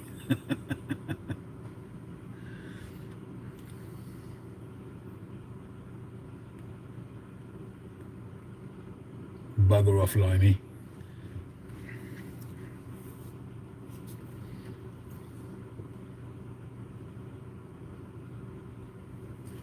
Anyway, I'll finish off just by showing you again the pipe that I'm working on at the moment.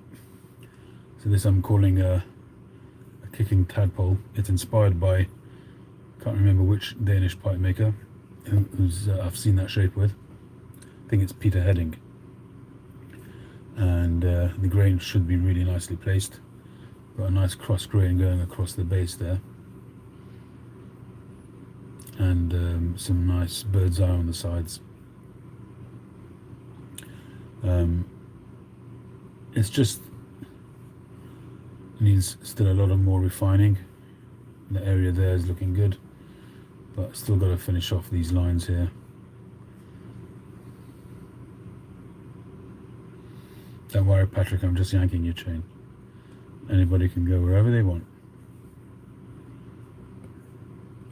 And this area here has to be done, so when I go off tonight I'm still going to be up for a little bit. I'm going to carry on with the hand sanding, but it's looking really good.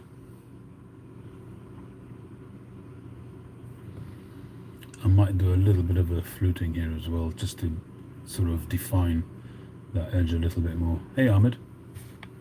Hey Doug. Thanks very much. Well, if you're interested in pipes, there's plenty to see on my channel. There's something like, I don't know, 2,500 videos on my channel.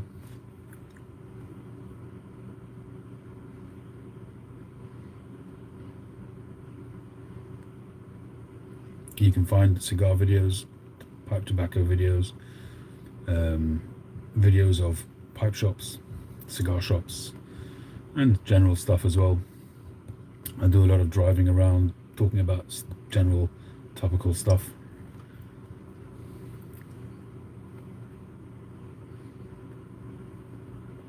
But there's no real organization to my channel.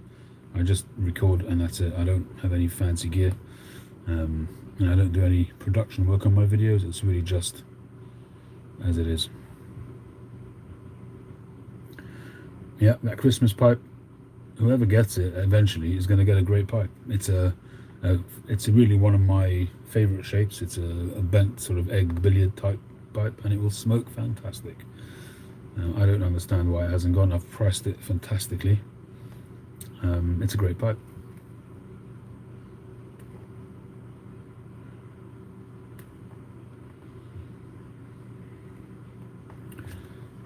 All the pipes that are on there right now are good pipes. I mean, they're all good pipes, but I mean they are very, very nice. A nice selection of pipes.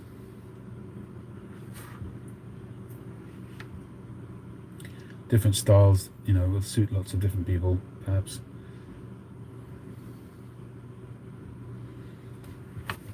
I mean, for me, it's a bit of a bigger pipe, but one of the styles here, these are the pipes that I've got available on my website right now. That one just sold tonight, and that one is sold. But the rest are available. I think they're very well priced. But this one here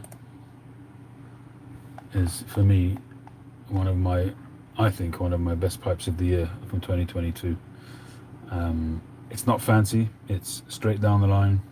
It's a pipe and a stem. You know, there's no band on it or anything like that, but it's made well, and it's got lovely grain. It's got graceful lines to it, and it's just, I think it's a perfect pipe. It's a bit larger than this one, which is sold, but they're all really nice pipes. This one is non-filtered and made use of that sort of fine rustication. It's got a very, very nice stem, nice horn thing on it.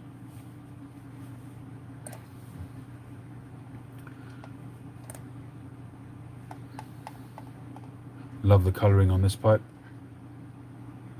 Nice author. And this one, of course, with that beautiful twisted shank and stem. So much work went into this pipe. I think it's worth so much more than I'm charging for it. Gorgeous pipe. A lot of detail on it as well. A lot of work went into this.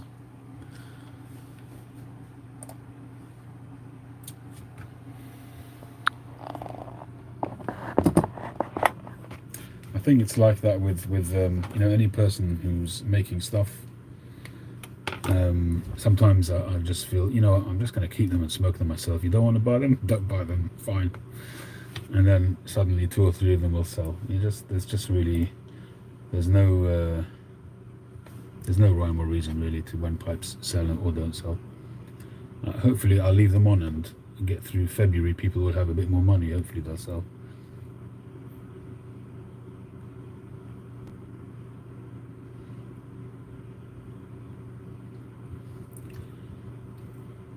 What, you mean the 673?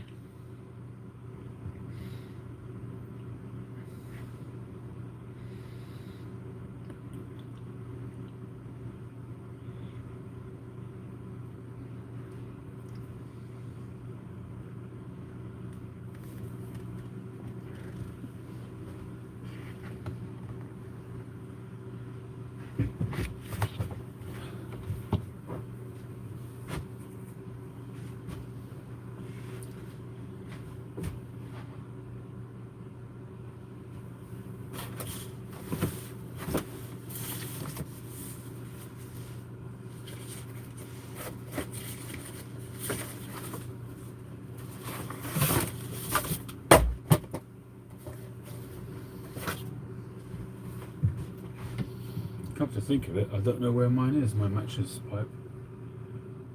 I don't know what I've done with it. Oh, I think I know where it is. Not sure.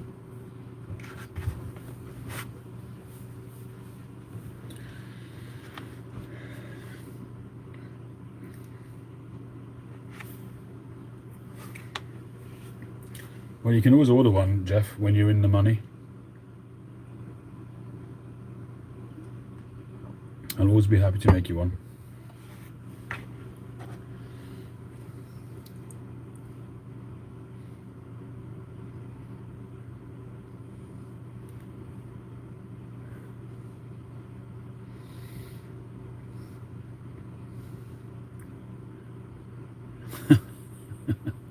Yeah, I'm not begging. I'll just end up smoking them, that's all.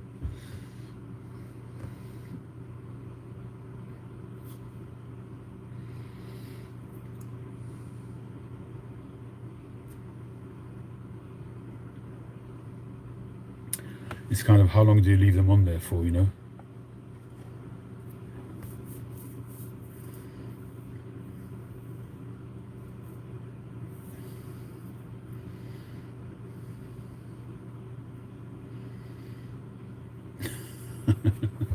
Rafi's sleeping, hopefully. He better be.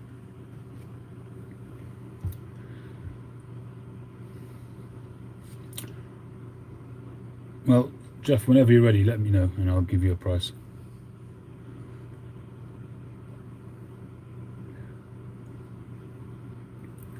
You let me know what you're looking for in terms of smooth, rustication, a mix.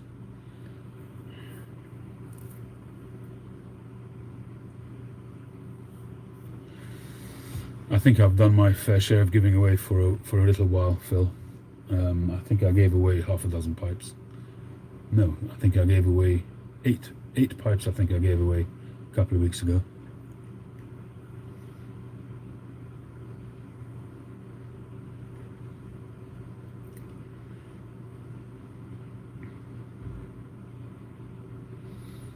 Thanks, Doug.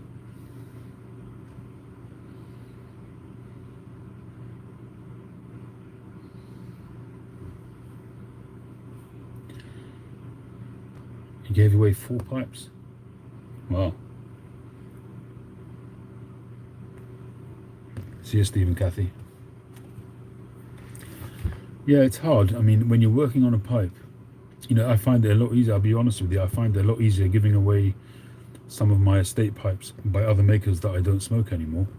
I find it a lot easier to make, even though it's cost me more than it has to make my own pipes. But I find that when you make a pipe, you know, it's part of you. You know, to give that away, you want to, you know, you feel that you've worked on it and you want to earn some money from it. And I find that harder to give away. So I gave away quite a few LCS pipes, and I found that harder, I must admit. I found that harder than giving away, say, a Stanwell or a 7Ellie or something like that I've had, and for whatever reason I don't smoke anymore. I find it harder giving away LCS pipes, I must be honest.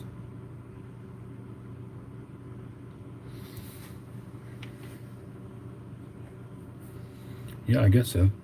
I guess it's a vested interest.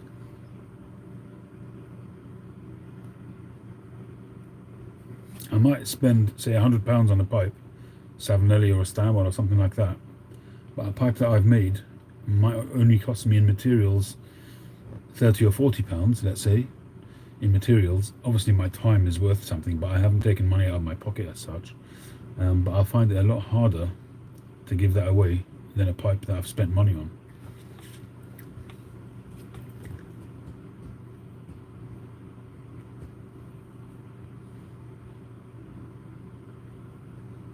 And there was a time earlier on where pipes that maybe were seconds, or they hadn't really worked out right, or maybe the drilling was off, or there was a significant flaw in the pipe that I didn't want to sell. So I used to give those away, but now I'd rather smoke those myself, because I don't want to have pipes out there which people might say, if that's the quality of his pipes, then I'm not going to buy his pipe. So for me, it's now, in the beginning it wasn't such an issue, but now where my pipes are of a certain standard, whatever that standard is, but if the pipe is well below that, I don't really want to give that away anymore.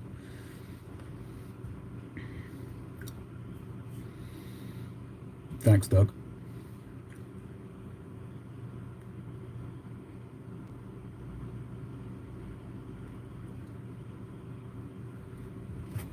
It's why I kept this one, because although to look at it, it actually looks fine. You know, the shaping of it, even though it had the issue, I carried on making it with the intention of selling it as a second, but then in the end I decided I didn't want to do that, and I decided just to keep the pipe myself.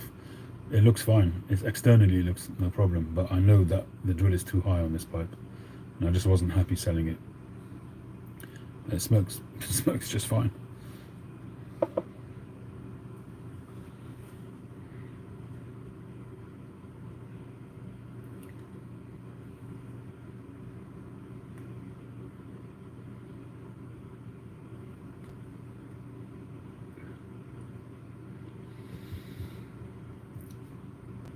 I'll be honest with you, Phil.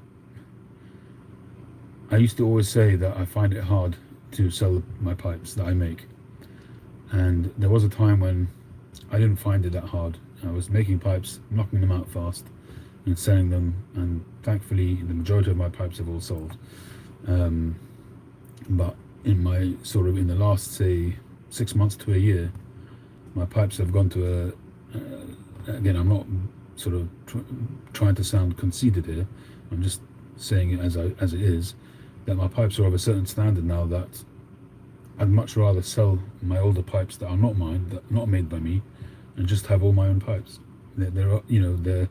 It's much harder for me to sell my pipes now than it used to be.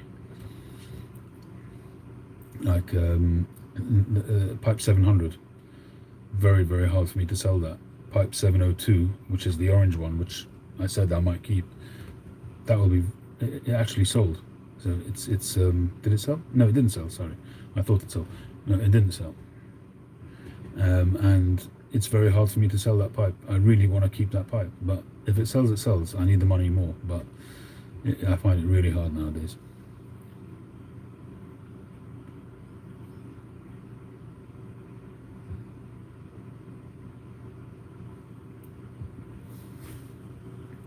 Cheers, David.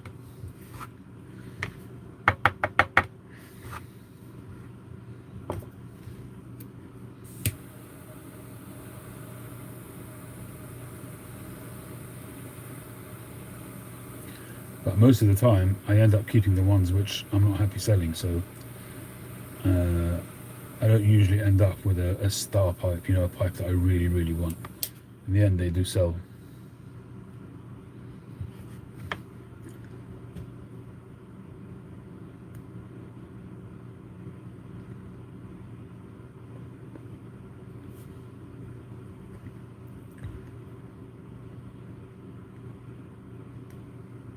At the moment, I would say that my most prized pipes of my own that I smoke at the moment are my Rosebud, which is, I think this was, I'm not sure if this was, I think this was the first one that I made, and this was supposed to be a bone gnawed pot, but because of a flaw I had to carve it even more, and it ended up being much more curvaceous. And it kind of, the Rosebud kind of evolved from this, but it's one of my favorite pipes at the moment. It smokes really well. The other one is the 626, which I smoke very often, which is a similar but different pipe. It's a much more broader base, and still my old billiard, which I made a long time ago, which still smokes OGS very, very well. This is smoked all the time. The shaping is not quite right. You can see that it's a bit more, comes out a little bit there, but yeah, I mean, this was inspired by a bone gnawed shape.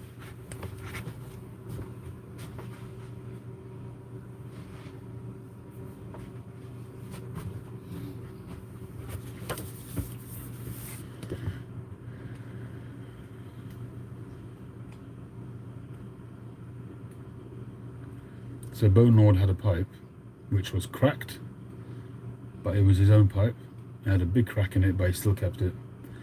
And being a big fan of his work, I wanted to make that pipe for myself. And since then I've sold a few of them, but that first one that I made, I'm trying to find a good picture of it.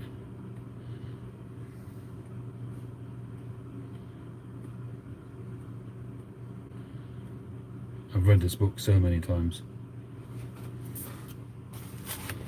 I don't know if you can see it from there. I mean, it's the same pipe 5 times over, but you can see there, that's the shape. That's the big crack he's got in it. So mine is a little bit more curvaceous, but it's the same kind of idea. And I just wanted to, as a sort of a tribute, there you can see it better. So this is a picture of his pipe, and then other pipes made by other makers in the same vein. And I have to say, it smokes really, really well. There's the Ramses, John. And he said this particular Ramses was the most perfect pipe he's ever made in terms of grain positioning. He said the graining on this one and the shaping on this one is the best pipe he's ever made. And when I do look at some of my blocks, I do always have in the back of my mind the Ramses shape to see if it'll work. I've got one block which I've outlined the shape on there, but it's not quite big enough.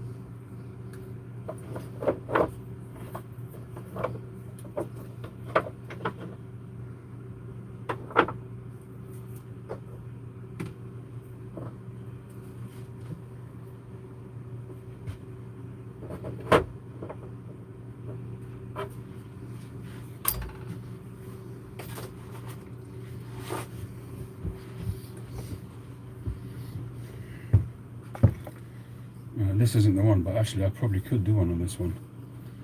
Not sure if this was the one, but you can see just a rough outline there. But this isn't. This was more a pickaxe, but actually it might be wide enough, and the grain might be okay. I'll have to look into that one. But there is another block somewhere which I've put the outline of a Ramses on there. I'd like to do another one.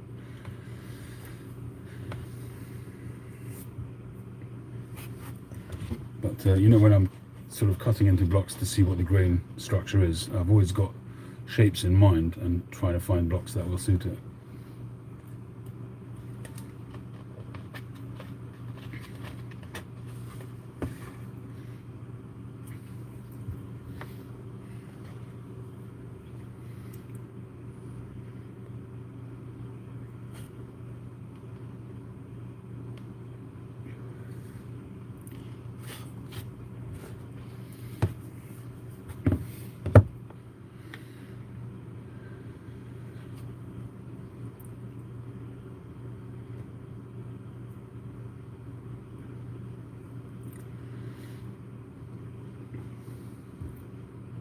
What I find is that when it comes to hey Andy, yeah, I mean, through no choice really, I can't afford the Cubans anymore, so I'm exploring New World cigars again, as I did a few years ago. And I bought a bunch of Perdomo sun-grown cigars. I'm gonna let those sit a while. I got them during the week. I don't know if I've shown them or not.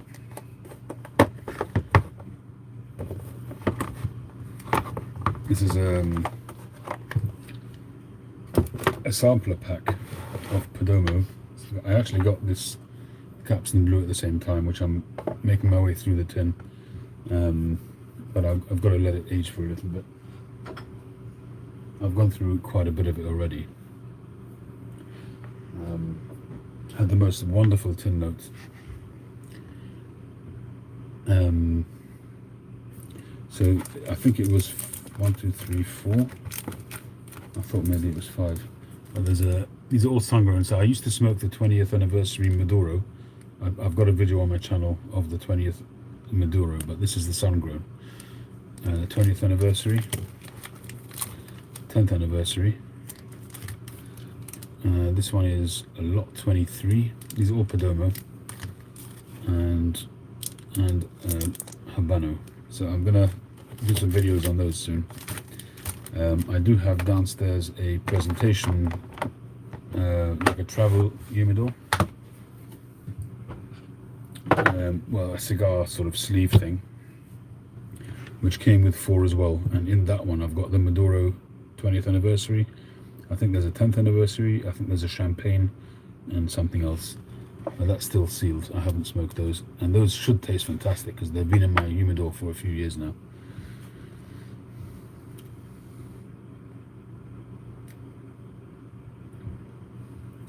Yeah, Troy, I understand that totally. My father Le Bijou 22 is a very highly rated cigar. I have had those in the past, but it's been a while now since I've had them. There was a time when I bought the Cigar Aficionado magazine religiously, and I followed all of the ratings and everything, and I got so disillusioned with the ratings that I just and the magazine itself became very non-cigar focused. Yes, it had the basic stuff, it had the ratings at the back of the magazine, and it always has one or two articles about cigars, and lots of adverts, but mostly it was more of a lifestyle magazine by the time I stopped buying it.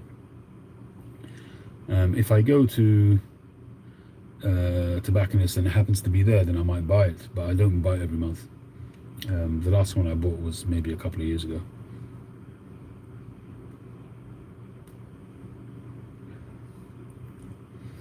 I did buy some of the collectible ones, like the first issue I bought, and the, magazine number 1. I bought those on eBay, and a few of the sort of collectible ones. But other than that, I've stopped buying them.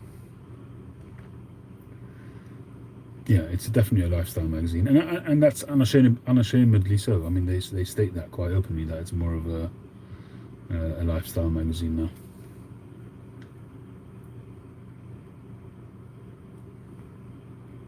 And I find that the ratings as well, I don't know, I mean, people, the obvious thing people would say is that, yeah, the people who advertise with them the most, they get good ratings. And they say very openly that that's not how it works, because they all blind test the cigars. And that may well be true.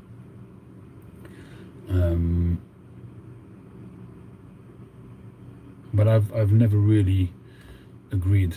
I've smoked a lot of the cigars that they've had tests on, and I've never really found consistency in the ratings or which match my palate, and that's fine.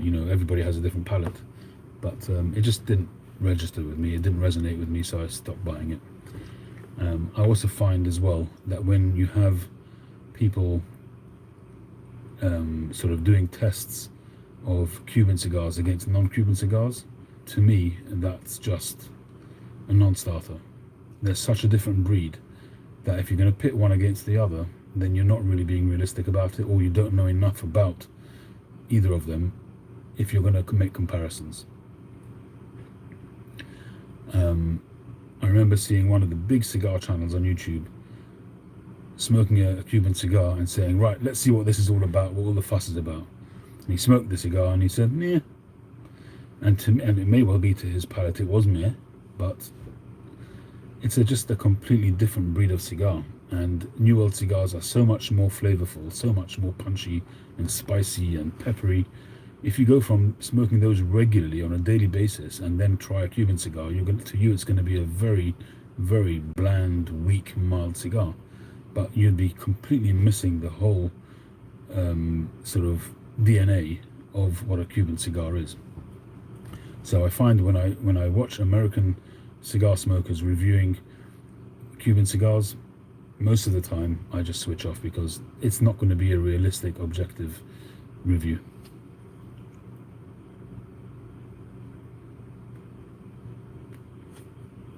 And by the same token, I guess it works the other way around too. I'm used to Cuban cigars more, and if I make a review, if I do a video of of a non-Cuban cigar, of New World cigars, and I say, oh, this is too peppery or too earthy or too, it's the same thing, because I'm used to the Cuban sort of profile. I go over to something which is much fuller and much spicier, I'm not going to enjoy it. So I've for instance,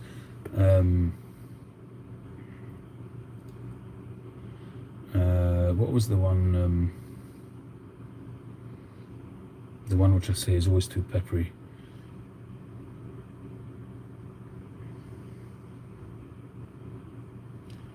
They had the silver anniversary, 20th anniversary.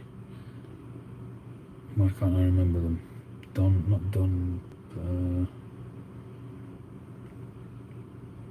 can't remember the brand now.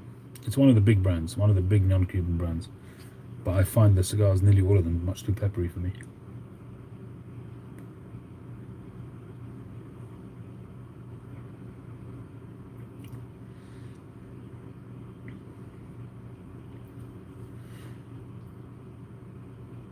Alright, Bullmoose. I'm sure you're about to say heading out for supper, so enjoy it.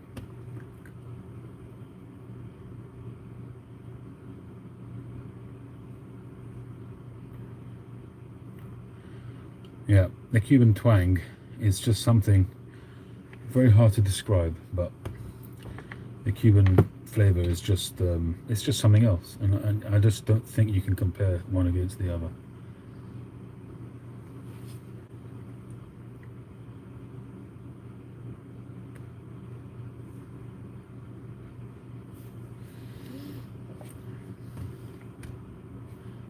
Cheers, Bullmoose. We'll be in touch. I got your email. Thanks.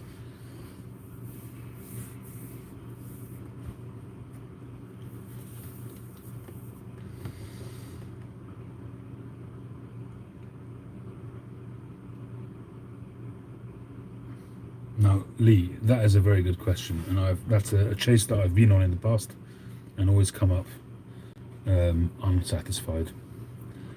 When you get a pipe tobacco which says it contains Cuban leaf or cigar leaf, let's say, you're not going to get the taste of a cigar in it, that's for sure. So don't get, when you see a pipe tobacco advertised with Cuban leaf, don't think you're going to get a Cuban experience, you're going to get a cigar experience. You're not. It's put in there as a condiment or as something which rounds out the flavor. It's part of a blend, but you won't find a pipe tobacco which is essentially cigar leaf. It won't taste like a cigar, so don't expect it to taste like a cigar.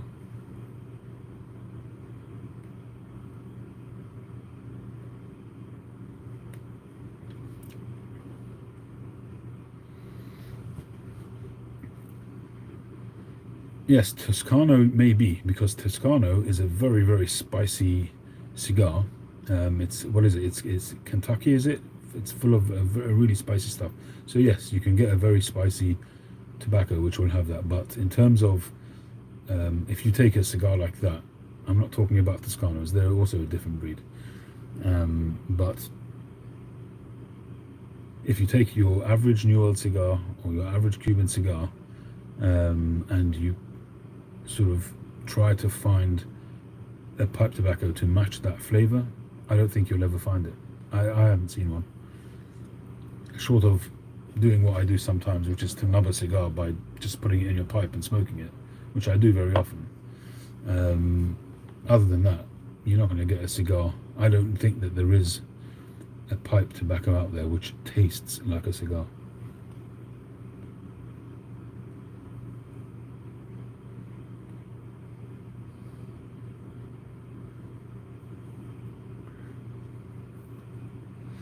Oh, I totally agree with you, Phil. I mean, all of the New World cigars are the companies, the brands out there are all their forefathers will have all come from Cuba. Nearly all of them will have come from Cuba somewhere, or there's some Cuban inspiration there. You just have to look at the brand names. A lot of them are the same brand names, but it's just not the same. They're just not the same. It's whether it's the soil, the humidity, or the environment. There's just a certain thing which you get in Cuba and nowhere else.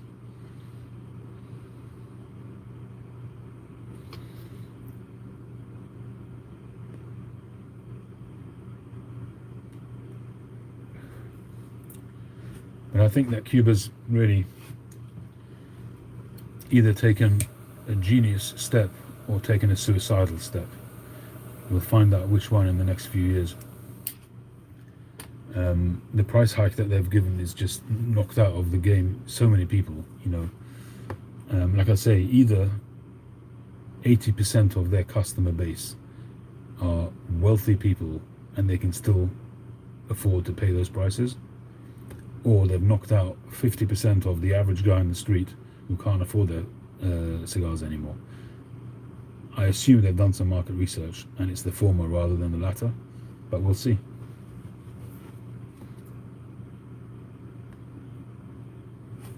I mean, the whole motivation for the recent price hikes has been to equalize the prices, because China was buying up cigars all over the world. Anywhere that had them in stock, Chinese people were buying them up. And instead of buying them in Hong Kong, which is where they're supposed to be buying them from, where the tax prices are very, very high, so in order to save on those prices, they were buying them in Europe, you know, places like Spain and Germany, which is a lot cheaper. So what they've done is they've equalized the prices on a half a dozen of the top brands. So the Cohiba, Trinidads, some of the linear lines in Monte Cristo, and some of the top-end brands, they've trebled the prices. So a Cohiba Robusto, which was £30, which in itself is a fortune, is now nearly £90. Who can afford that for a standard Robusto size cigar? So either they already knew that their customer base would be able to afford it, and they're now going to make much more money because people are still buying them, or they've made a mistake and people will not be able to buy them. I don't know. Or it could be that their yield is so low now that they have to hike the prices just to get the income. I don't know which one it is.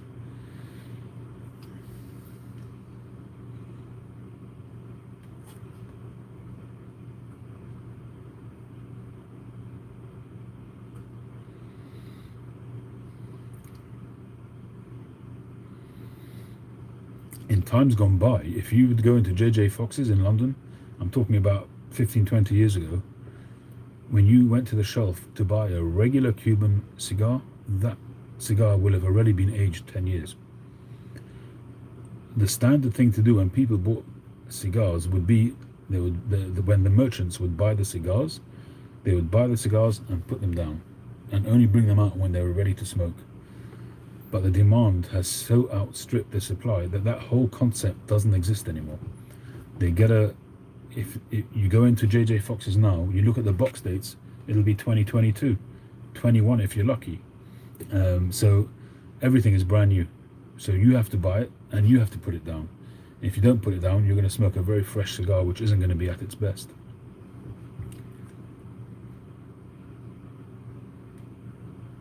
But the prices have gone crazy. They've gone meshuggah. If you go into Davidoff's, and I give them credit because although I used to criticize their prices, but I really now, thinking about it, I understand them, because they were clever and they bought up stuff, you know, the rare stuff, the limited editions, the regional editions, the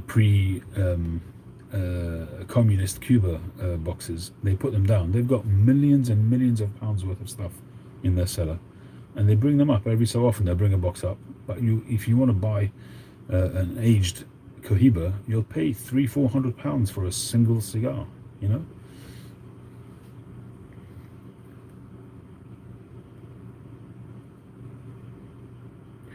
But the bottom line is people pay it. If you go into the tobacconists, they've got hardly any selection of Cuban cigars because they're all sold out.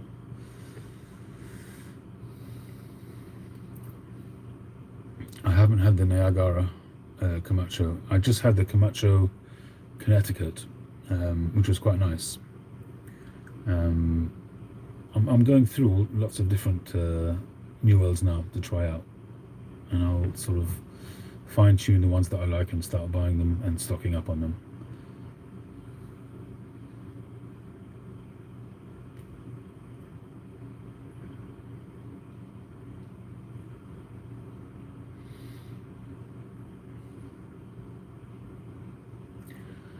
All Alright, Phil, stick it in the post, man. Monte Cristo, nice. I think you told me about that one before.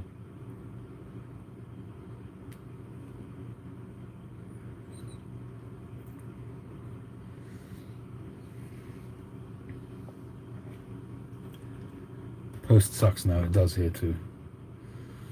It's all gone a bit crazy.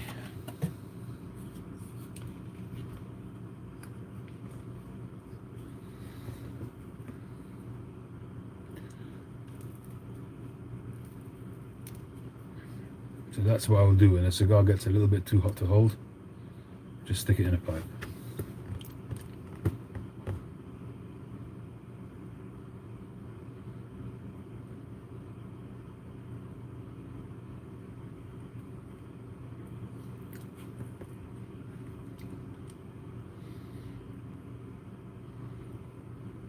You've been defiantly enjoying them. I like that. You've definitely been enjoying them.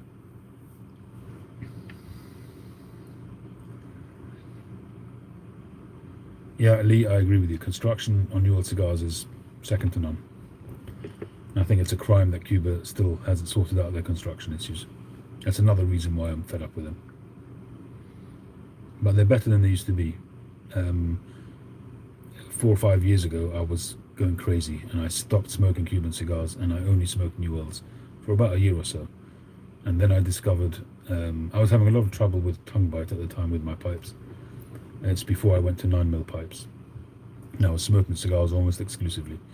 And I got fed up with Cubans. I went over to New Worlds. I smoked a shed load of New World cigars. And then I discovered 9mm pipes, so I was back on to pipes, and I have been since. I still smoke plenty of cigars, but nowhere near as much as I used to.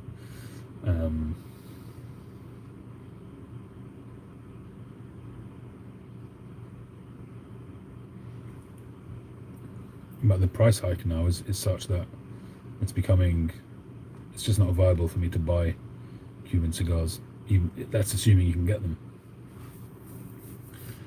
But I don't know, if I go to Italy, maybe I'll be able to buy some at a reasonable price.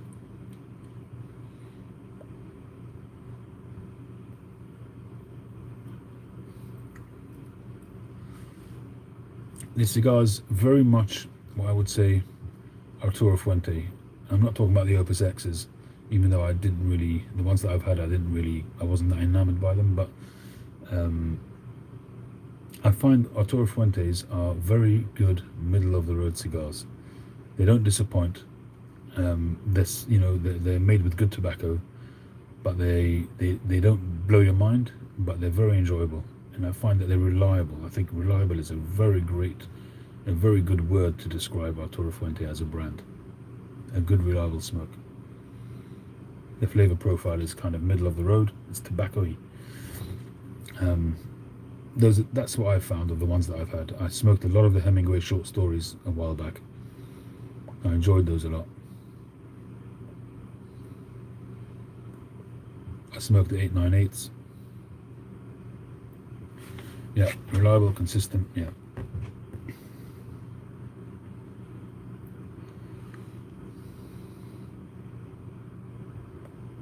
And the reason why they're good is because they're priced well. They're not ripping your guts out with the money. Padrones, for instance, or Padrone, they're really good, but they're expensive. Arturo Fuentes are good, maybe not as good as Padrone, but they're not as expensive. I want to try the Monte Cristo White series. When I was doing my last sort of New World cigar journey about 4 or 5 years ago, I smoked a few of the Monte Cristo White series, and I seem to remember it being a very nice smoke. I have to buy some more of those. I can't get them here, but I'll maybe order some from Smoking Pipes at some point. I should really look back at my videos and see what I enjoyed.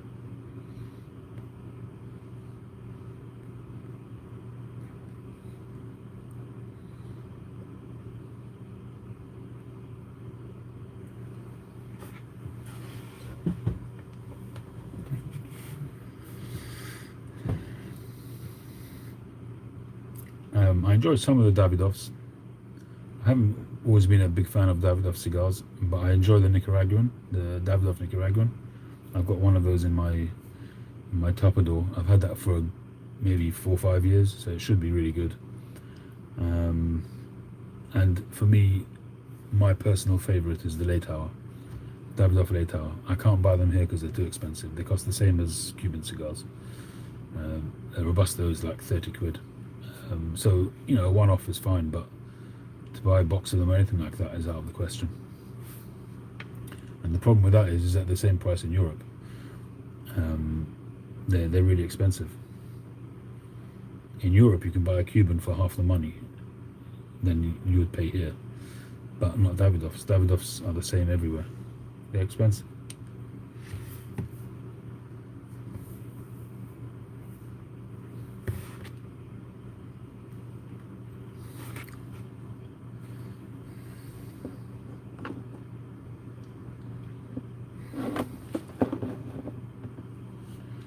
They are expensive, yeah.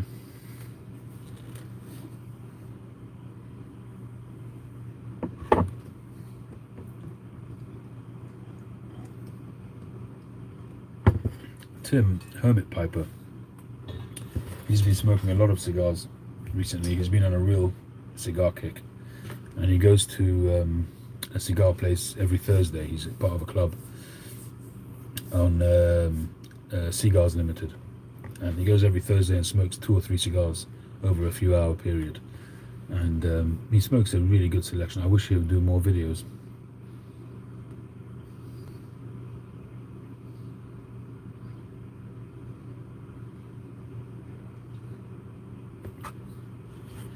Right, I think this cigar's done.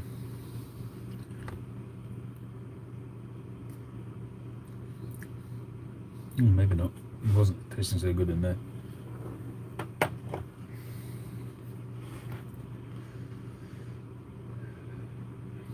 Alright people, we're 2 3/4 hours. I haven't done a long one like this for quite some time. Been very enjoyable.